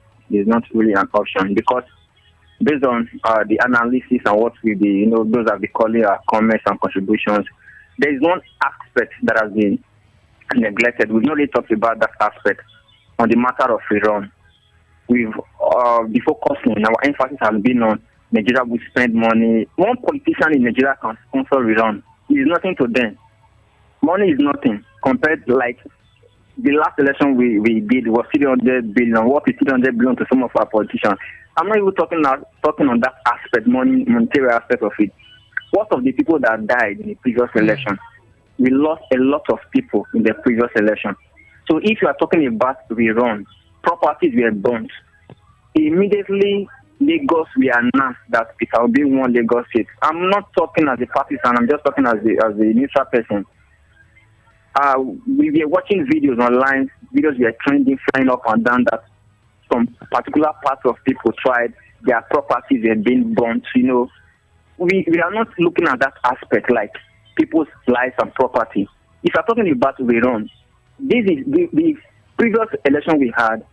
Probably the bullet in the shot was minimal, was minute compared to when you not see rerun. People will have to go back and prepare. Even the talks that were killed by security operatives, are they not people's students? So I guess the aspect we should be thinking of is not just the money we will spend. For me, that's immaterial, it's inconsequential. The aspect we should be thinking about is life and property. How many people are going to die again? We lost a lot of people, even if it's not recorded in the social media. We know a lot of people died. I stayed in Lagos. We know a lot of things that happened. So the attention should be on security of lives and properties. The lives of people. Yeah, let's consider the lives of people. Lots of people were died. Lots of people were stabbed. People were, manhandled. Thank you. It doesn't. Thank let's you look so at that much. aspect first. Life and property. All right, thank you. Hello, good evening to you. Hello. Hello. Please help me turn off the volume of your radio set. Welcome. Hello, good day. Good day. Welcome. What's your name? Where are you calling from? Yes, this is Emmanuel from Spain. Emmanuel, you're welcome. Go ahead. Let's hear you. Please, I want to comment about the election. Go ahead. Go ahead. You're on the line. Go ahead. All right. I lost him. Okay. So this message says, so you believe in Abure. This is how some of you believed in that lady that said she scored the highest in JAMB. Abure is just playing mind games. That's what it says. And then this message then says, oh, wow. It says, good evening, Precious. Good evening, Pretty Precious. And say the Deputy Senate President in 24 years can... Is that... I'm trying to get to what you really said here. Oh, wow. Oh, wow. Oh, wow. Okay. All right. It says, okay. All right. And you said, you're... Okay. He said, on rerun is a no-no. Certain tribe may not be allowed to vote in some states. The cost of rerun is high. Voter apathy will be high. The power of incumbency will also play. And then Kingsley from K2 sent in that message. And then this Michael from Aswani again says, I won't ask how they are sure that rerun will not be bloody because what happened in Lagos is still a nightmare in the mind of many. So let court declare the winner. Think whatever they think happened, right? And he said, what happened in Adamawa about rerun? APC went to NTA to declare the wrong person as the winner. So that may not even have the light of day.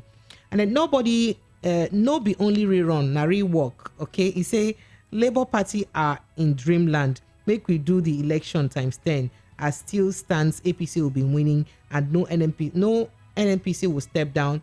For NNPP will step down for APC, and for APC, but Labour Party and PDP will not accept to team up. So it's not even a conversation. Adeboye Gadidiji says EU report is not bound on the sovereignty of Nigeria. Precious. Tell those that are dreaming on social media. All right. And then this says, good evening, Madam Precious. This Niger Ichoko with all the money INEC has given, no transparency. They should give us our mandates. Nigerian youths are watching. Okay. All right. Then let me go to YouTube because there's a lot of reaction on YouTube. Remote Stanley says, good evening, Precious. You guys are doing well. Thank you. Simon Carlos says, okay, no rerun. No. And then Tony Chikudi, I see you. Thank you so much. And then, yes, Kingsley God's Wonder says, person way no get the Pekin. Now in the first talks, he made them divide the Pekin. Okay. And then Benjamin Opeyemi says, we don't want a rerun election. We don't want a rerun election. The last one, if not because of EU reports, Nigerians go don't enter another borough of election again. Okay, declare the winner. That's what you're saying. All right. And then King Salem says, and it is criminal to destroy it without the permission from the court. Okay. And then Esther says, the issue is not INEC having enough money for a rerun election, but enough money for several reruns. But who is prepared for that with this government? Okay. He said the government did not win and Labour Party won. You said a lot. And then Chinagoram Destiny says, please, Precious, INEC should not go for rerun. No. Remember, they spent 70 billion to pay only plastic. Okay, yeah, I remember the amounts that we spent to buy those ballot boxes, right? They were plastic, yeah. It was quite a lot. All right, let me quickly go back to the phone lines because my lines are buzzing non-stop. Hello, good evening to you. Good evening, Madam Precious. You're welcome, sir. What's your name, sir? Where are you calling from? Go ahead, let's hear you. My name is Nemeka from Ejibo. Nemeka, you're welcome. Go ahead. My greeting to your guest. He can hear you. Yeah, good evening. He said it all. My take is this, whether rain or this, we have to wait for final judgment from court. Not be so. Yeah, we have to give us that kind of trust for them to do their work. Another thing is this, you see what happened in Nigeria this last election is a duplicate of what happened at Kenya. You know, this current incumbent, they call him internet president. And the internet president becoming the president that is wiping Africa tears and shame from their faces by his statements and his authorities and everything, international and locally. That internet president. So can Nigeria, can we do something like, let me call it like a giant of Africa who claim to be? All right, I appreciate you. You're in a hollow place, so I may not take your take for too long. Let God do it for us. Let God do it for us, please. All right, thank you so much. We are begging them. Thank you. Thank you very so much. All right, thank you too. And then this says, good evening. This is coming from Benjamin from Apapa. It says, Labour Party live in Nigeria. The Obi and Labour Party should leave Nigeria alone. Why Obi and his members always run faster than their leg? If Obi and his party members are waiting for a run, they are wasting their precious time. That's what you said. And then this message then says, good evening, Precious, and your guest. Please, where is Promise? Okay, I really enjoyed the program. Thank you. Tony from Chicago sent in that. Promise is fine. She's moved on to other things. Chinemere from Agbara says, good evening, Precious. If at all they are talking about rerunning the election, when up till now, all the electoral offenders live, even INEC chairman, MC Oluomo and his groups, have not even been prosecuted. So let the judiciary look at all the evidences before them and declare the real winner. That's what Chinimereme is saying. And then this says, all right, I would not take that message. And then this says, Precious, okay.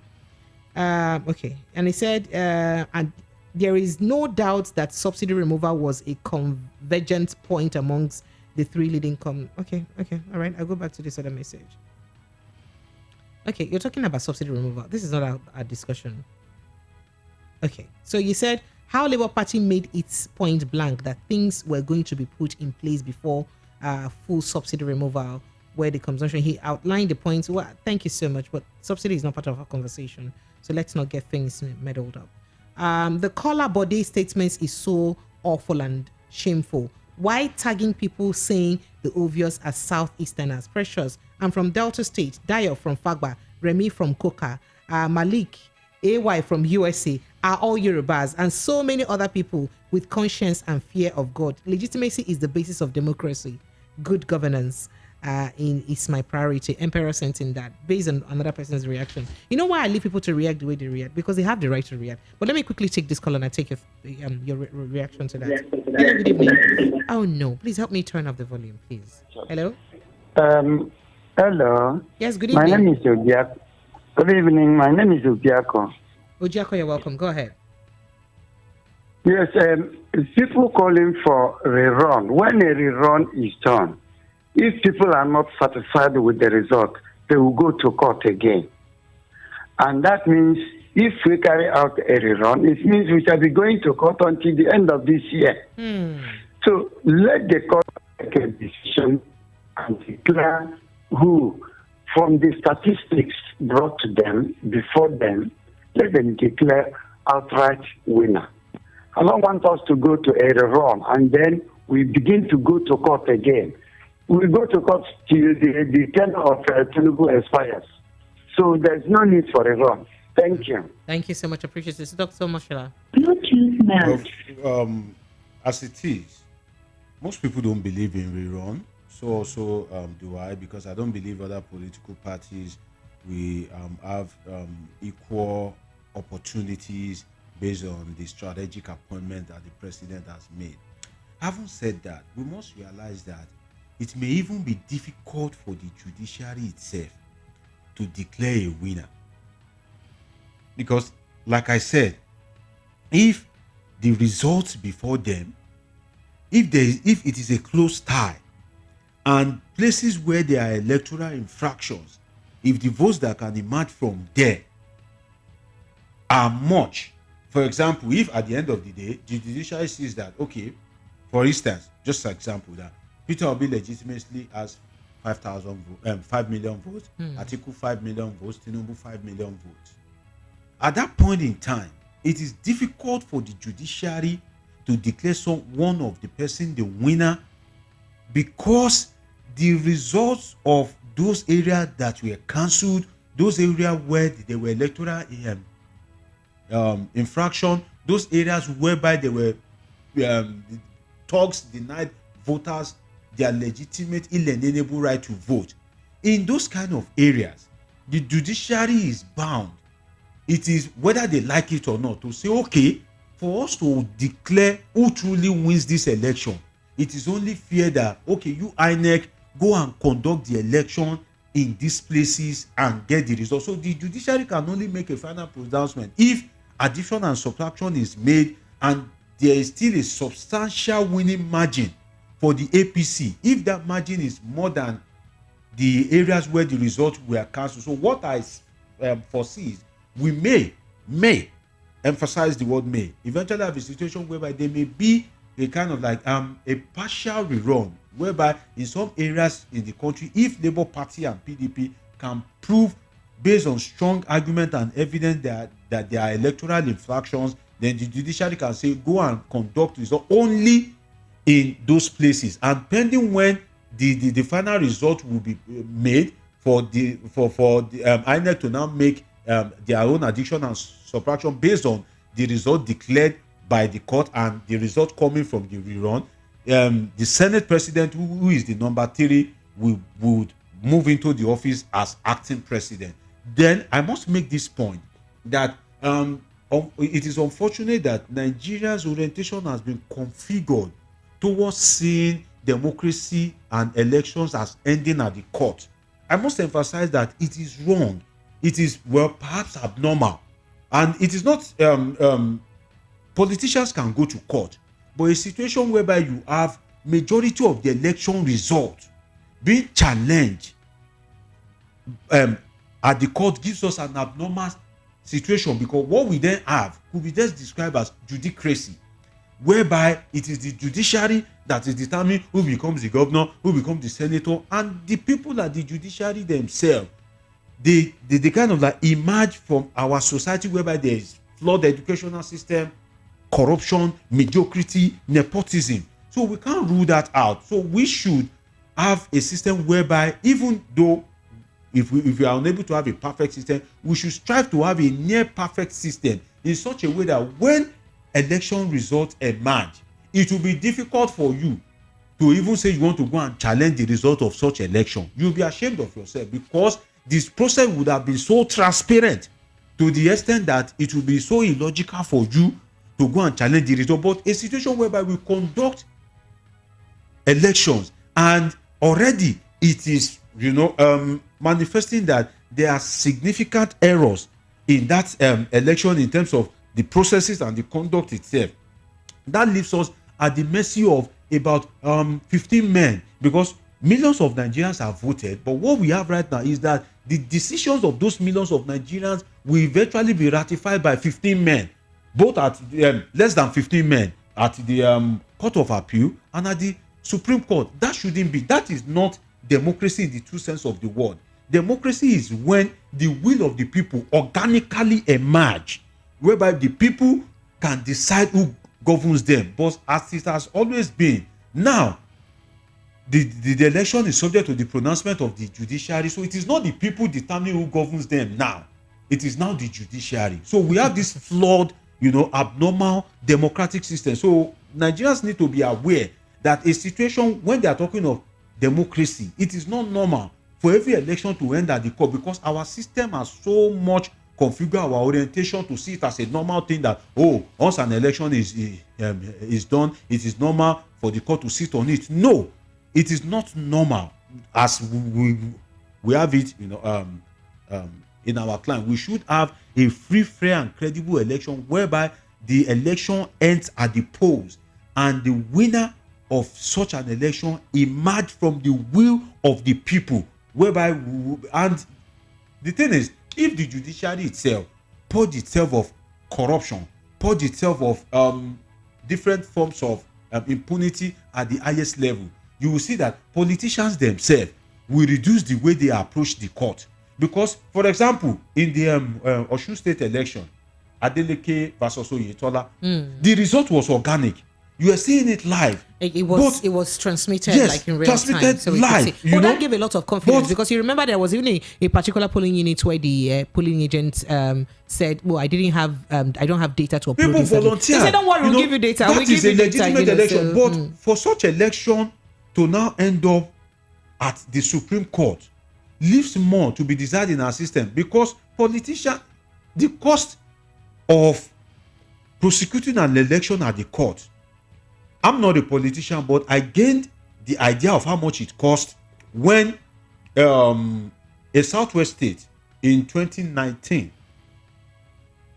a former governor of a state in Southwest was on a popular TV station, and there was intra-party crisis in the state, and the former governor was saying that, okay, they should talk to the other people to let go, because to prosecute this election governorship will cost them XYZ amount. Yes, we cost them no less than 500 million naira.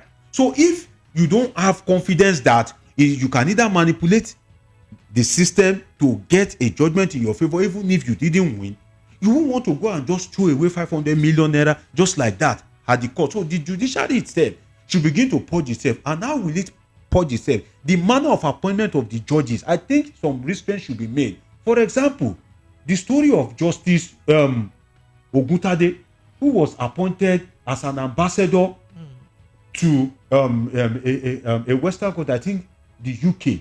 That shouldn't be. Because why? It creates a kind of like safe haven. It's easy for you to market it to the judiciary that, okay, if you can give us a favorable judgment, if you retire, we'll be compensated. So I think that every occupation comes with its sacrifice. Now, for you to be a police or a military, it comes with a sacrifice of perhaps untimely death. For you to be a judge of a Supreme Court, I think it should come with the sacrifice of you cannot hold any appointed office. All right, thank you. All right, Lagos, phone lines are still open. However, we'll be changing the conversation to a step down. And on a step down conversation, we'll be looking at the young Nigerians that were awarded the Princess Diana's award, right? And Peter Obi's reaction to that award or the awardees. And then, the backlash that followed that award. The angle that we're looking at it from is, how did we turn everything happening into our country how did we turn everything that happens in our country into ethnicity or religion? It has to be that way, one way or the other. How did it get this bad in our country? That's what we're discussing next, Lagos. Let's quickly jump on this break. We'll be right back. Stay with us. This is still the Evening Rush. Naija, better drink don land o. Na from Gihog Distilleries Companies Limited, Ghana. For better drink, carry this ogbonge drinks wey dem dey call Mandigo Bitters and Oga Kwata of them all wey be Herb African Bitters, aka Oga Ato. Hey, this one na one in town drink wey get natural herbs and other better ingredients wey go give you smooth and unique taste. No be there no. Mandigo Bitters and Oga Kwata of them all wey be Herb African Bitters, aka Oga Ato. Carry full power chim wey go help you bring out your strength for people wey wan go extra mile. Na Sunny Continental West Africa Limited, the market and distributor. For more inquiry, call 0803-551-9028 or 0813-957-1446. Mandigo Bitters and Herb African Bitters. This one, a new one in town drink.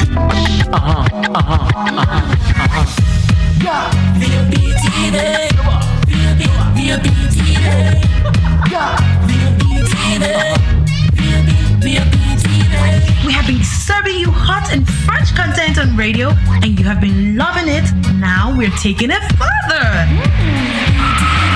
Catch us live on YouTube at BOP TV for all the juicy content you can't resist. Talk shows, exclusive interviews, news, lifestyle, and more. It's all about you. BOP TV. Show up, speak up. BOP TV.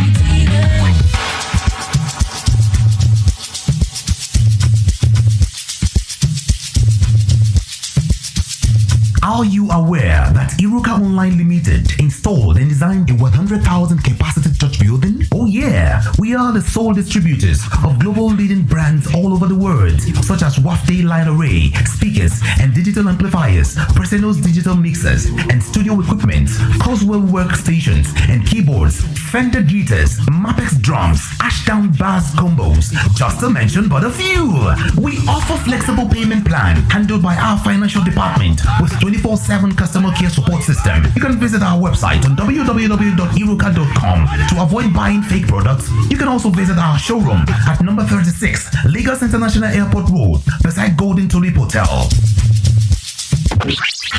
Iruka, never settle for less. The award-winning pizza in the US is now here in Nigeria. Ladies and gentlemen, I present to you Romeo, the pizza champions, and cold berry ice cream, delights in every scoop. Visit any of our outlets and feel the rich taste from the pizza champions and cold berry ice cream at 11 Road by First Avenue, Festac Town, 28 at Denira Ogusanya Street, Surulere, 13 Admiralty Way, Lekki Phase 1. Romeo's Pizza and cold berry ice cream. Romeo, the pizza champions. Are you looking for the perfect getaway? Look no further than the luxurious accommodations at Airport Golden Tulip Hotel, number 42, Muritala Muhammad International Airport Road, Lagos. Relax and unwind in a beautifully appointed rooms featuring all the amenities you need for a comfortable stay. Whether you're traveling for business or pleasure, our attentive staff is here to ensure that your everyday need is met. We also offer complimentary pick-up and drop-off from the Lagos Airport. Take advantage of our state-of-the-art fitness center, outdoor pool, and enjoy a delicious meal at our on-site restaurant. With stunning views, world-class service, and a prime location, Airport Golden Tulip Hotel is the perfect choice for your next vacation or business trip. So, why wait? Book your stay today and experience ultimate in comfort and luxury at Airport Golden Tulip Hotel. For bookings and reservations, please call 0815-8003-333 or 0815-7003-333. You can visit our website at airportgoldentuliphotel.com. Airport Golden Tulip Hotel, where luxury meets comfort.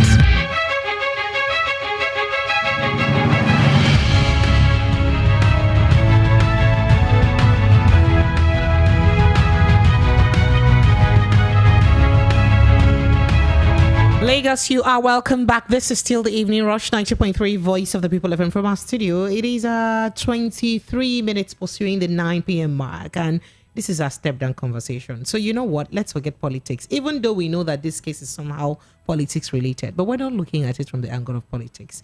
Let's look at it from the angle of being humans and being, first of all, Nigerians, right? And that's the reason why I'm raising this conversation. I see all your messages. I thank you for the previous post and messages. I'm sorry, I may not be able to take much of them right now. But then let's go to what happened, some time back. And this message, this tweet, this was tweeted yesterday. As Peter Obi congratulated, in fact, let me read his tweet. He said, I congratulate and rejoice with Miss Onyinye Omenora. And he tagged her and said, a 24-year-old Nigerian who just won the prestigious Diana Award, usually conferred on outstanding young persons in the United Kingdom and around the globe. He congratulated her, said a lot about it. And there has been lots of backlash. So just for those who may not know what the Diana Awards is like, Diana Award is an award given in respect and in the memory of the Princess Diana, and it's usually given to young people who do outstanding things, who have outstanding performances, whether in science or any aspect whatsoever, right? Okay, but who are outstanding generally.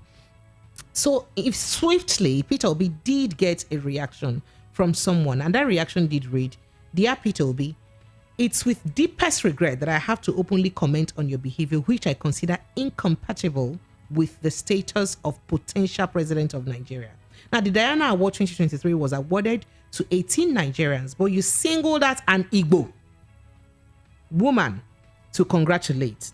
What happened to the twin sisters, Edwek and Uforo Nsentip, who, by the way, are South Southerners by their name, who also got the award, as well as Yusuf Babatunde, Favor Abatang, Olalekan Ajayi, and other 12 young Nigerians who received the award alongside Onyinye Omenora.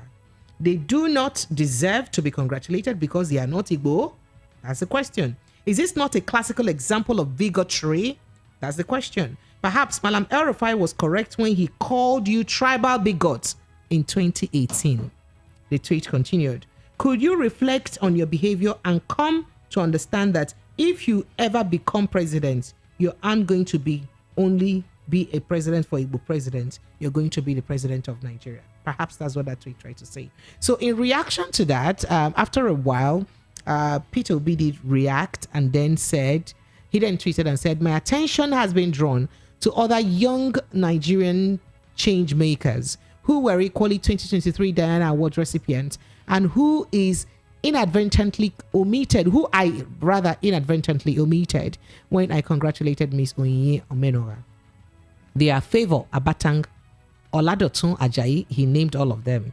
In fact, he named them all. There are plenty. Let me kukuma name them. Olalekan Ajayi, Regina Ateb, Abdul Hamed Babatunde, Yusuf Babatunde, Blossom Egbude, Chiamaka Juliet Osweke, Joel Mordi, Covenant Odedele, Joy Ofere, Melody Okereke, Iola Oladunjoye, Oluwatomi Olanuga.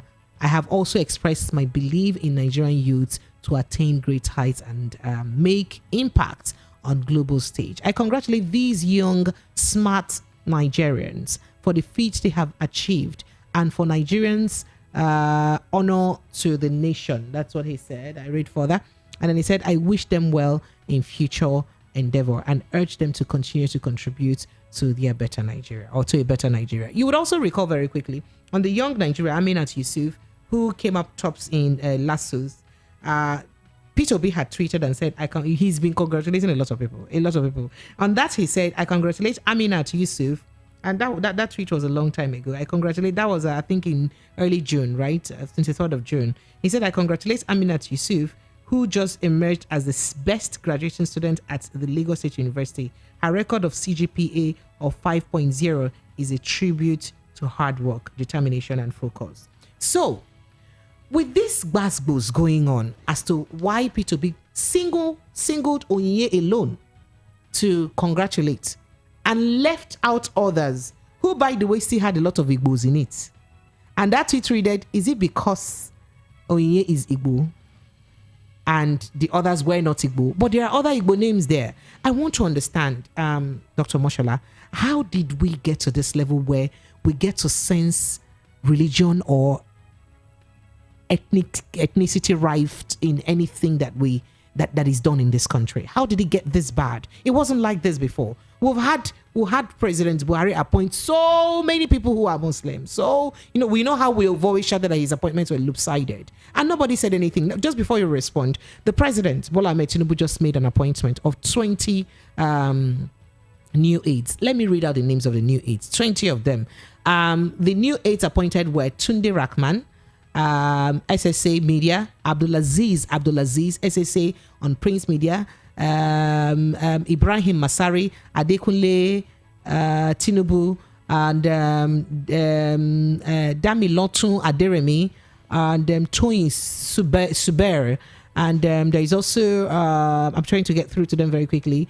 Otega Ogra, Demola Oshodi, Tokbe Ajayi, Sinos, Yetunde Shekoni, and Motunrayo Jinadu, and there's also Shegu Dada, and there's also Paul Adekoye, and quite a number of them. There's also let me just try and get them. There's also Shita Bey Akonde, Nosa Asemota, and Kamal Yusuf. Right, in all of this, I don't see a South name, let alone a Southeastern name.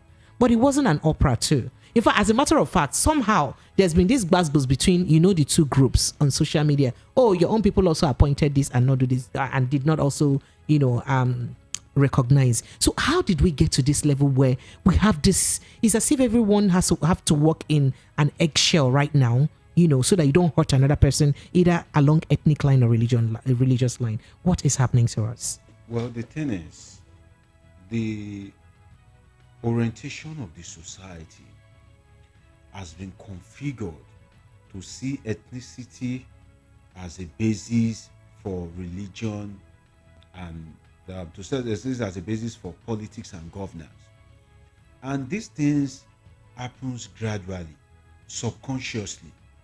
For example, the last governorship election in Lagos State, the election has come and gone, but the implication of playing ethnic politics will still remain with us for a very long time. Now, teenagers, kids have learned negatively. We have imbibed this negative culture in them to see people from other ethnic tribes as incredible, or that they don't deserve some certain things. And that is what has led us to where we are. There was a time in this country whereby nobody cared about where you come from or absolutely, and that is why I'm asking this question. And the truth is that this ethnicity and religious bias is a tool in the hands of the politicians to get what they want. Perhaps if the political stalwart in Lagos State has not played that ethnic politics, maybe the APC won't be the ruling party in Lagos State by now. So when politicians go to the extreme to play ethnic card, it has serious implications going forward. And that is one of the things that we are saying, that even after the election, the ethnic consequence of playing such a dangerous politics lives with us. Now, the governor will come and go. Another governor will come. But the consequence will live with us for a very long time. And the Buhari presidency, for example, laid a very bad precedence. And that is why the best society you can strive for is a just society. Because if you support wrong because you like the president in power, that president will set a bad precedence, and tomorrow you may have a president in power that you don't like. Then that bad precedence that has been set will work against you. What do I mean by that? When Buhari was the president of Nigeria, he was very nepotistic. In the sense that it feels convenient when people from his tribe and religion are in power. Instead of the political stakeholders, people of influence and affluence, to condemn it publicly and privately. Do you think there was okay, go ahead. Okay, go ahead. Everybody believe, let him do it his own way. Sadly, Tinubu, if you look at his manner of appointment, seems to be toying towards that direction. So do you think that there was respect to federal character in all of this? But the thing is, federal character mainly comes into play in the appointment of ministers, because each state must be represented in the cabinet. So for AIDS and other things, you have to get to those.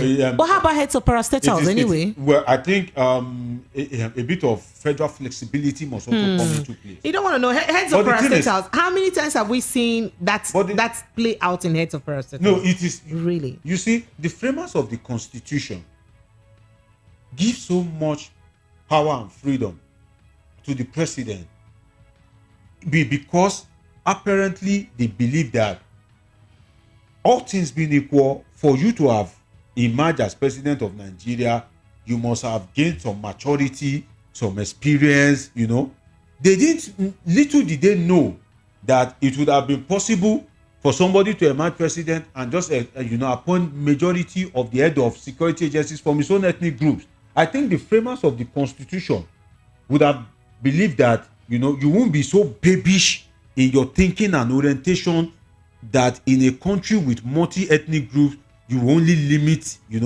appointment into sensitive offices to your tribe and religion.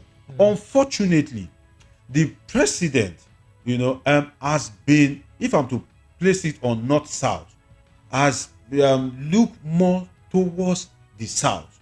Now, ordinarily, people will say Buhari did the same, and if I'm to play the ethnic card as a Yoruba man, I will say, it is our turn, but that is absolute, pardon the word, nonsense.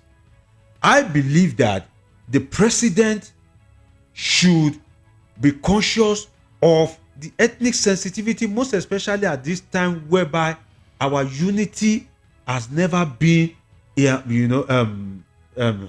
never been in such a complex situation as we have it now, because his appointment has been mainly towards the south and largely towards his Yoruba ethnic clan. Because if you take a statistics of, for example, you just read out 20 names.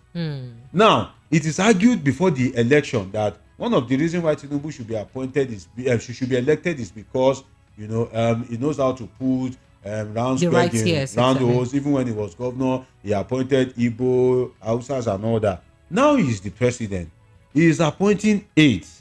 Is it that he has not mingled with? And I think this is one of the criteria of seeing whether you are a presidential material. I'm sorry to say, just a moment, that you are a president is different from you being a presidential material. Because a presidential material, in my own thinking, is before you emerge that president, you canvass across the country. You must have occupied some positions. You must have mingled with people from when you are a baby till the age at which you occupy that position.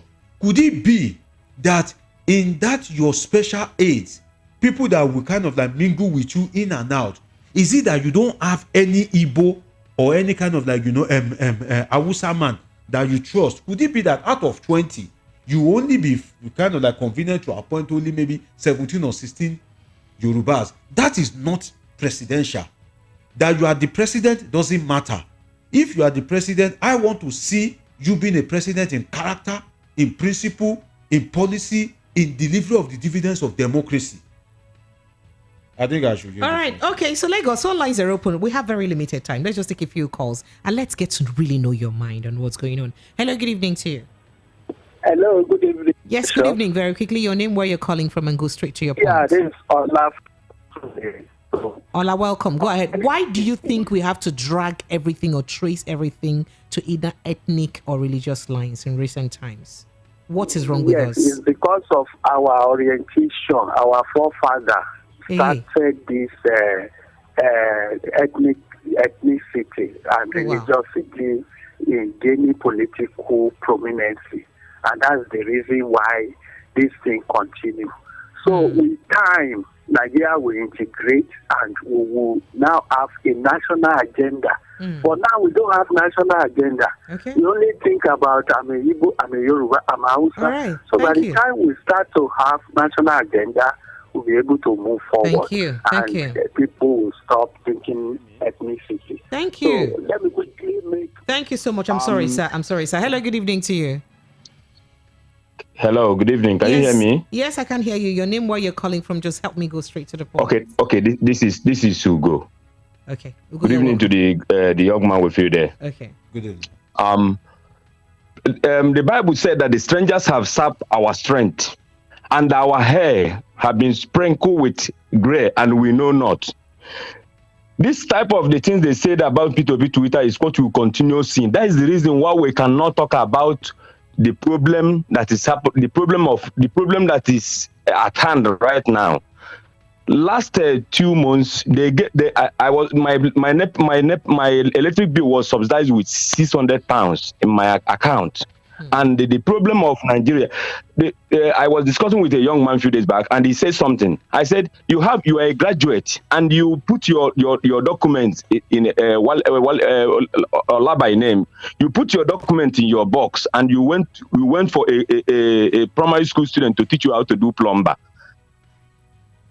He was asking me, do you think that Igbo people are marginalized? I say, you too, you are marginalized as well. What is the benefit that you have grabbed from Nigeria as a graduate? And you are calling people that did not even write WAEC not have complete WAEC result abroad to help you after being a graduate. It's unfortunate. We cannot come together to fight these people with this kind of habit. All right, thank you so much. Thank you very much. Thank you. All right, let me take a few messages. Good evening, Precious. The tribal discrimination accusations against Obi holds no weight since within the names he omitted earlier, there are also Igbos, 2 persons that are Igbos of Igbo origin in those names.